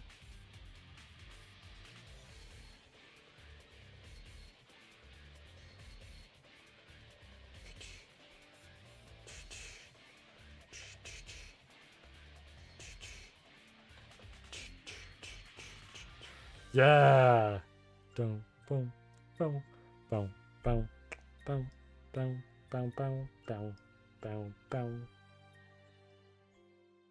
Boom, boom, boom, boom.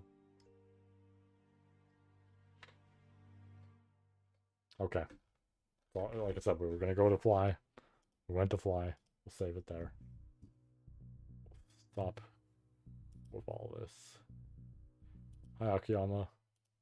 Alrighty. Let's get back to it. Let's put my pen back. All that. Let's get rid of the break text. Alright. Saved. Work on that after. That'll probably be done tonight, which is nice. Get rid of the desktop audio. Turn this back off. Okay. Oh, actually, move it over here. All right. So that should be done tonight, which I am happy for because, I mean, so far I'm enjoying it a lot with how it looks. I am curious on, hold on. I'm gonna bring you guys back up. Back up we go. Ooh.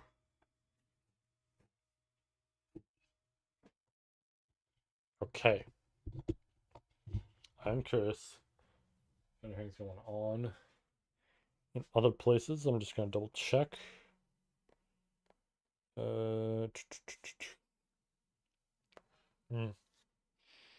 They're doing something.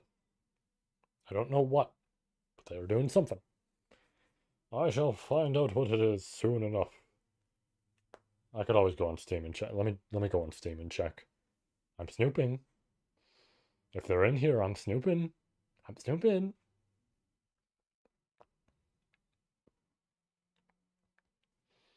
Go here. Go here. Let me check this guy right here.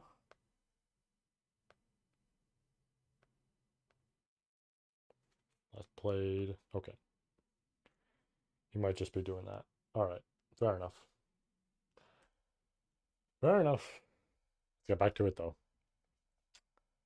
What is this one? Foot of the table. Alright. How much do we have left till we're caught up? Is it 1 or is it 2? I'm assuming it's 2, but it might be 1. No, we only have 1 left. I mean, there might be another one that drops before Thursday, obviously, right? But shit, we so far only are gonna have 1 for Thursday.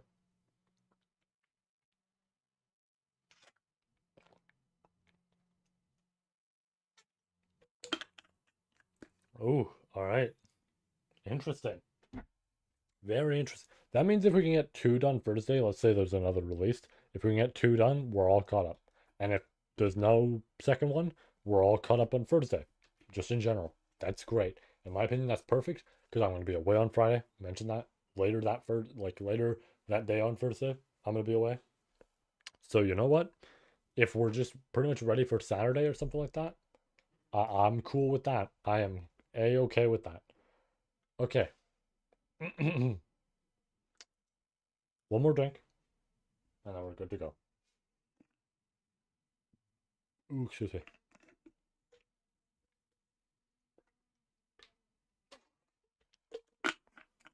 All right, ladies and gentlemen, let's do this.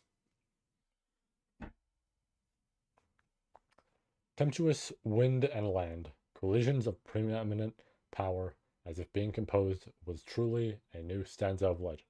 A blink after the bout between sword demon and divine dragon, transcending human comprehension, had commenced. In that yet meager of an instant, Heinkel had tumbled off the dragon's back, ousted from the legend. During their descent up from above the clouds, the divine dragon had fastened him in place with the wind, but as soon as it had begun combat with the sword demon, the dragon had lost that consideration. No, that leeway, forcing him to fend for himself, and thus bearing no fruit whatsoever, Heinkel had been properly cast off stage. Incapable of even clinging to that back, he fell to the ground and pitied himself as being a wretched, pathetic disgrace. Even that excessive self-punishment was not permitted to Heinkel at the current moment. The battle that had commenced at the burial villa had already greatly expanded its stage to encompass the noble district, and the extraordinary combat between man and dragon unfolded alongside a fantastical sight as if it were a daydream. From that, Heinkel had been unable to remove his eyes. In his heart, he wished to look away.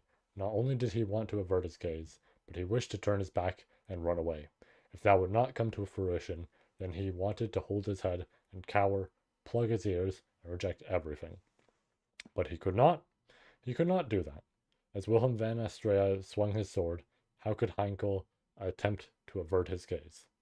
As the aged body of the sword demon flourished with vigorous motion, he challenged the divine dragon that towered over him with a build several tens of times his size. Evading the borderline of death many times, he delivered innumerable sword strikes that seemed to chip away at the dragon's scales. Encroach, leap, brandish, parry, posture maintenance, body weight transfer, vision guidance, applied technique, utilization of obstacles, the ultimate swordsman who made use of everything to alleviate his swordsmanship. Beyond any shadow of a doubt, Wilhelm, wielding his swords against the dragon, was the strongest swordsman Heinkel had known. For not even an instant could he take his eyes off the sword demon's exquisite performance, catching his breath, forgetting to blink, to the point that even the beating of his heart felt as if it were a hindrance. He was enchanted by the numerous sword flashes. 'Twas nothing so elegant or polished as the likes of a sword dance. The nature of the sword demon, who sought to cut deep into the lives of his opponents from whatever angle necessary, was more uncouth, violence akin to a beast's instincts. The violence would be turned to drive,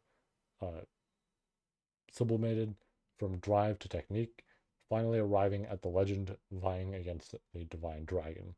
Wilhelm's figure, as he traded blows with the divine dragon, Heinkel caught glimpses of countless battlefields, of the Watergate City, of the figure crossing swords with the youthful form of Teresia van Estrella, of the Lyphos plains, of a figure swinging his sword against the mighty, or its sword, against the mighty foe known as the White Whale, so that he could take revenge for his wife. Of the commercial city, of the figure lopping off the mighty head of the free-headed blight dragon dominating the skies. Of the same commercial city, of the figure carving its name into history as it clashed with the eight-armed Kurgan, strongest of the Empire, EX3, which I guess the previous one before that is EX6, which still ain't out yet, but, or at least over here. Royal Castle Lugunica, the figure disposing sword Saint Teresia van Estrella of her sword. Dude, it is going down so fast on the side, like on the sidebar here. Holy shit. Of the demi-human war, of the bloodstained figure sentencing numerous enemies to fodder for its blade, who would go on to be called the Sword Demon. Countless other battlefields of a figure that had come to bring about victory through its sword as the greatest sword wielder. Heinkel perceived all in Wilhelm's current figure, and concurrently he understood, as things were proceeding, the divine dragon would be defeated. It's no good. Ringing those words out, Heinkel, who had fallen to his knees, stood up. As he used his hand to ascertain the presence of the sword carried at his waist, Heinkel was provoked by conviction. The divine dragon would lose. After all, its opponent was the sword demon, who had decided on victory. Alas, Heinkel's eyes could not perceive the upper limits of the sword demon's and divine dragon's strength.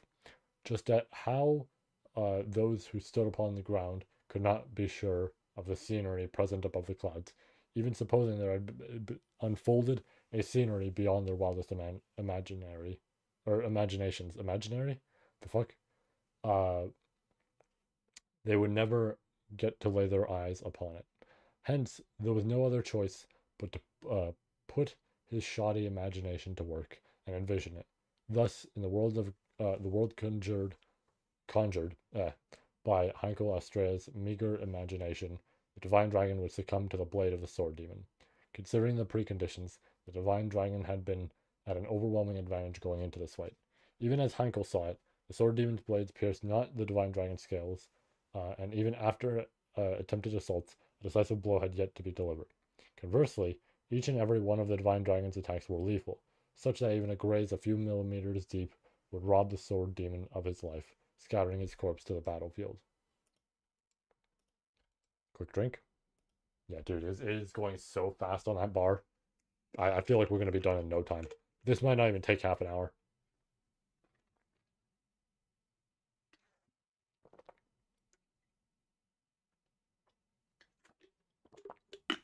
Because again, I go off the basis that 15 minutes per 1,000 words. It might not even be that. My calculation might be wrong for this one. Ah. Okay. Heinkel understood those preconditions. Even so, his vision of the sword demon winning went unshaken. There was no logic to it. Logic and reason were not things that could surpass the sword saint. That was to say, the strength of the sword demon, who had once bested the sword saint, went beyond logic and reason. The strength to deliver the tip of the sword to beyond resided within the sword demon, and so it's no good. That indisputable worst case scenario was unacceptable for Heinkel's course. Were he to triumph over the sword or over the divine dragon here, the sword demon likely move to challenge the sword saint next. Then, just as he had bested the previous generation sword saint, he would triumph over the current generation sword saint over Reinhard. That was no good. That alone was no good.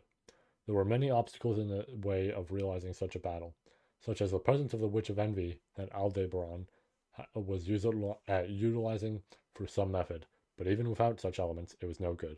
It was no good. No good at all. No good. So because it was no good, it was absolutely no good. As to why it was no good, the extent to which it was no good, warranted no need for explanation. Anyway, it was no good. No good was no good. And no good was all that it could be. No good, it was no good after all. That which was no good was no good. No good would be no good. So it was no good at all. The perfectly pure blade of the sword demon could not save Luana Estrella. It could not save her. That was why Heinkel To his fore, present was the back of the sword demon standing still. A muffled voice from across the back, muffled from the froth of blood, that which sounded as if it was nearly drowning, erred not in conveying to Heinkel that his own name had been called. Having perceived that, whilst exerting his fullest restraint to suppress the trembling of his arms, he gripped the sword's hilt tight. With your way of doing things, I can't get Luana back. Struck in the forehead by a fragment of a collapsing building, blood had been flowing.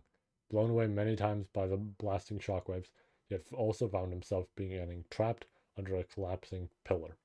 With half his body also scorched by the aftermath of the dragon's breath that had been sliced apart by the sword's flash, he forced himself through the agony of burning blood, bone, and flesh, still continuing to walk. His body soiled to the utmost extent by dust clouds and shed blood, he walked and walked and walked. Heinkel stood behind Wilhelm. Standing there, with a stray drawn, he skewered his biological father from behind. Through the piercing sword, he felt Wilhelm attempting to turn around. In order to forestall that movement, he poured strength into his grip, the flaring of the deep wound forwarding all thought of turning around. At that moment, he could not glimpse Wilhelm's face. Were he to see his own self reflected in those eyes, the Henkels of both past and present would be rendered incapable of speech. That was why he would not let him turn around, no matter what. He could not afford to let him turn around, to let him say it. The sword demon was permitted such, being allowed to say that he would carry it out. He would end up prying it open with his sword. In that opened up future, perhaps all the dark clouds would be cleared away. A patch of the long clouded blue sky would be glimpsed, but Luana's figure was not present there. Through the blade of the sword demon, Luana could not be awakened, and if she was not present, then Heinkel and one other would be beyond salvation. I'm not you. I'm not you, Dad. I'm me. This is something I have to do, no matter what. That which had been wrung out, he wished to curse the fact that it had been a feeble voice tinged with sobs.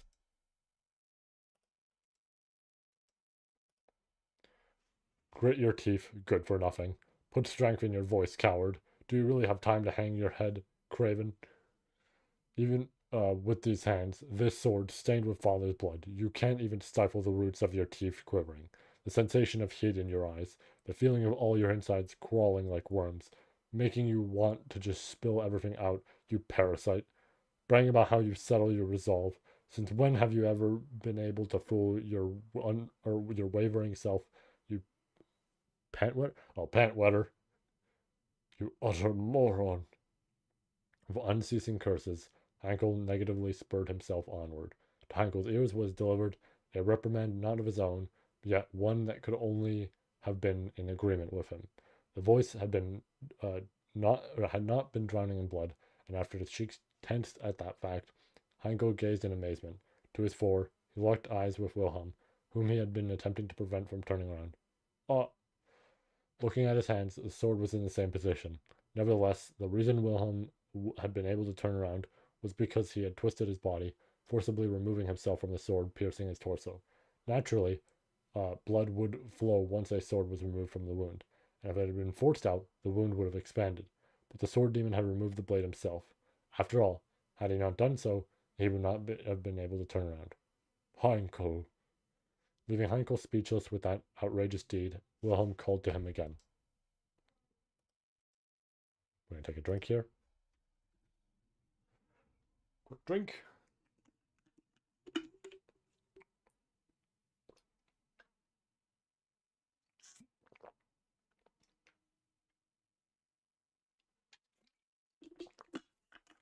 Alrighty. Back in we go. His throat clogging up, Wilhelm gulped down the rising blood, ensuring his voice would be unclouded. However, he had sustained wounds across his body from his duels with Ye and the Divine Dragon, so having also received a deep wound from Heinkel, his body was already losing a fatal amount of blood. Sure enough, having lost the support of the sword piercing his body, Wilhelm's knees collapsed. Father, Dad. In the spur of the moment, Heinkel reached out his hands to prop up the collapsing body, but to the contrary, Heinkel's outstretched hand was grasped, unexpectedly pulling him close. As Hanko's cheeks stiffened at the physical strength unthinkable for one who had not or who had lost so much blood, on the verge of death, Wilhelm regarded him with eyes from which strength would by no means fade. Enough. Wake up. At those words, a dusky heat was lit within the cowering Heinkel's heart. Was he really going to lecture him to stop dreaming? The pipe dream of awakening Luana. If that were to come true, would Luana be glad? Even without needing to say it, he knew that there was no way Luana would be glad. Not, not a single one of these things Heinkel had done until today would Luana approve of. She would scorn him, fall out of love with him, have her affection for him flip to loathing. Heinkel's name would not avoid being engraved into Luana as the most repulsive man in this world. But that would be fine. Anger, loathing, scorn, all of it was fine. It meant Luana would awaken from her slumber, that her blue eyes would reflect the world once more, that her lips would celebrate life. That would be fine. The likes of a convenient dream he saw not. Oh shit, we're actually at the. In this reality that was so nightmarish, yet ultimately not a nightmare, Heinkel would live and die. For that purpose, incorrect. His dusky resolve had returned alongside the pain in his head. However, Wilhelm had put the brakes on that. There did Heinkel's breath catch, staring at Wilhelm in bewilderment. Without averting his gaze from his incompetent son, Wilhelm moved his blood-stained lips. The expression on his face was one Heinkel recalled, an unpleasant memory of times past, the sorrowful expression Wilhelm had worn when delivering the news that Theresia, that his mother, had not returned from the battle against the White Whale. Wake up, Heinkel, you! With the face that, as far as Heinkel knew, the sword demon Wilhelm had only worn the time he had displayed his utmost weakness. You, no matter how much hatred, no matter whose hatred you incur, Reinhard will never abandon the seat of Sword Saint. Just as it had been back then, the words uttered had wounded Heinkel's heart to the utmost. That was good. That was good. That was, whew, that was tough. Like for Heinkel, to go through and read, but like, man, that was good. That was a good short one. Alrighty, well, it's clear what we have next. I'm gonna say on Thursday, but that was good. I like that. So I do want to check the length of this one, just so we know for next time, right? I'm gonna try and avoid art or anything like that. Anybody who is viewing should also look away from any potential art that we scroll down past and whatever it may be. If anybody's not caught up like me, and they're constantly just watching this in a sense to be caught up.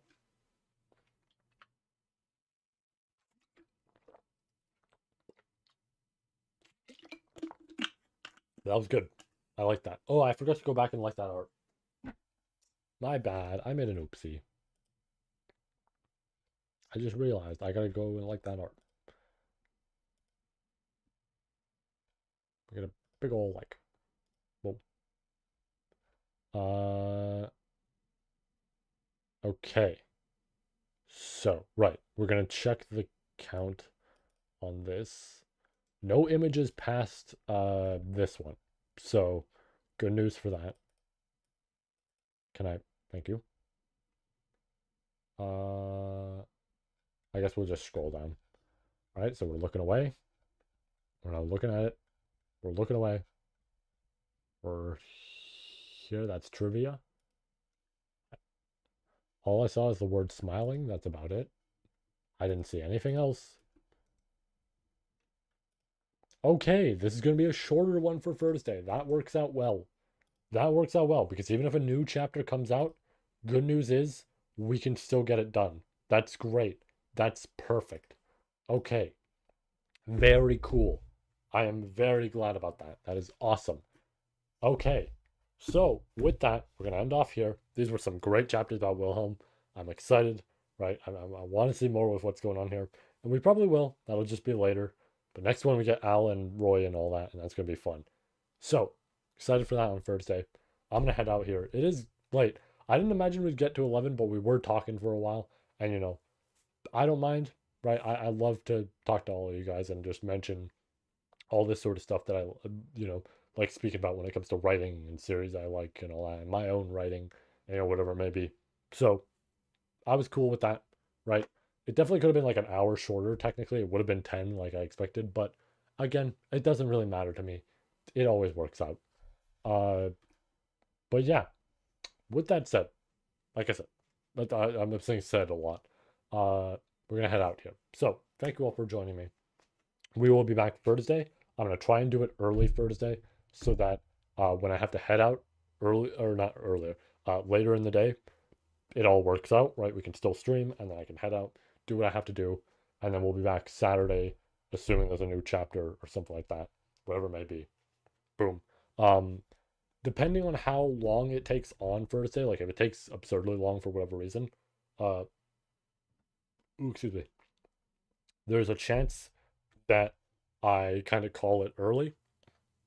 So like the next chapter, chapter 30, if I get through that and it's like getting close to when I have to leave, I might just call it there, right? Because if the next one after that is decently long, I don't want to stick around too long and then just be like, okay, well, we have to stop halfway or whatever it may be. So we'll see when we get there, right? It'll either be one chapter or two, whatever it may be. But there's always Saturday. Saturday we'll do more. We can be caught up. It's nice. We still have a plan to be caught up here, and I like it. It's great. I'm kind of thankful that these two chapters were shorter. It's nice. But I'm gonna head up, like I said. So that's all. Take care. Have yourselves a great night. Stay safe. All that. Right. And yeah, we will see you all Thursday. So farewell, peeps. I'm gonna give it a second so that I can just end off stream.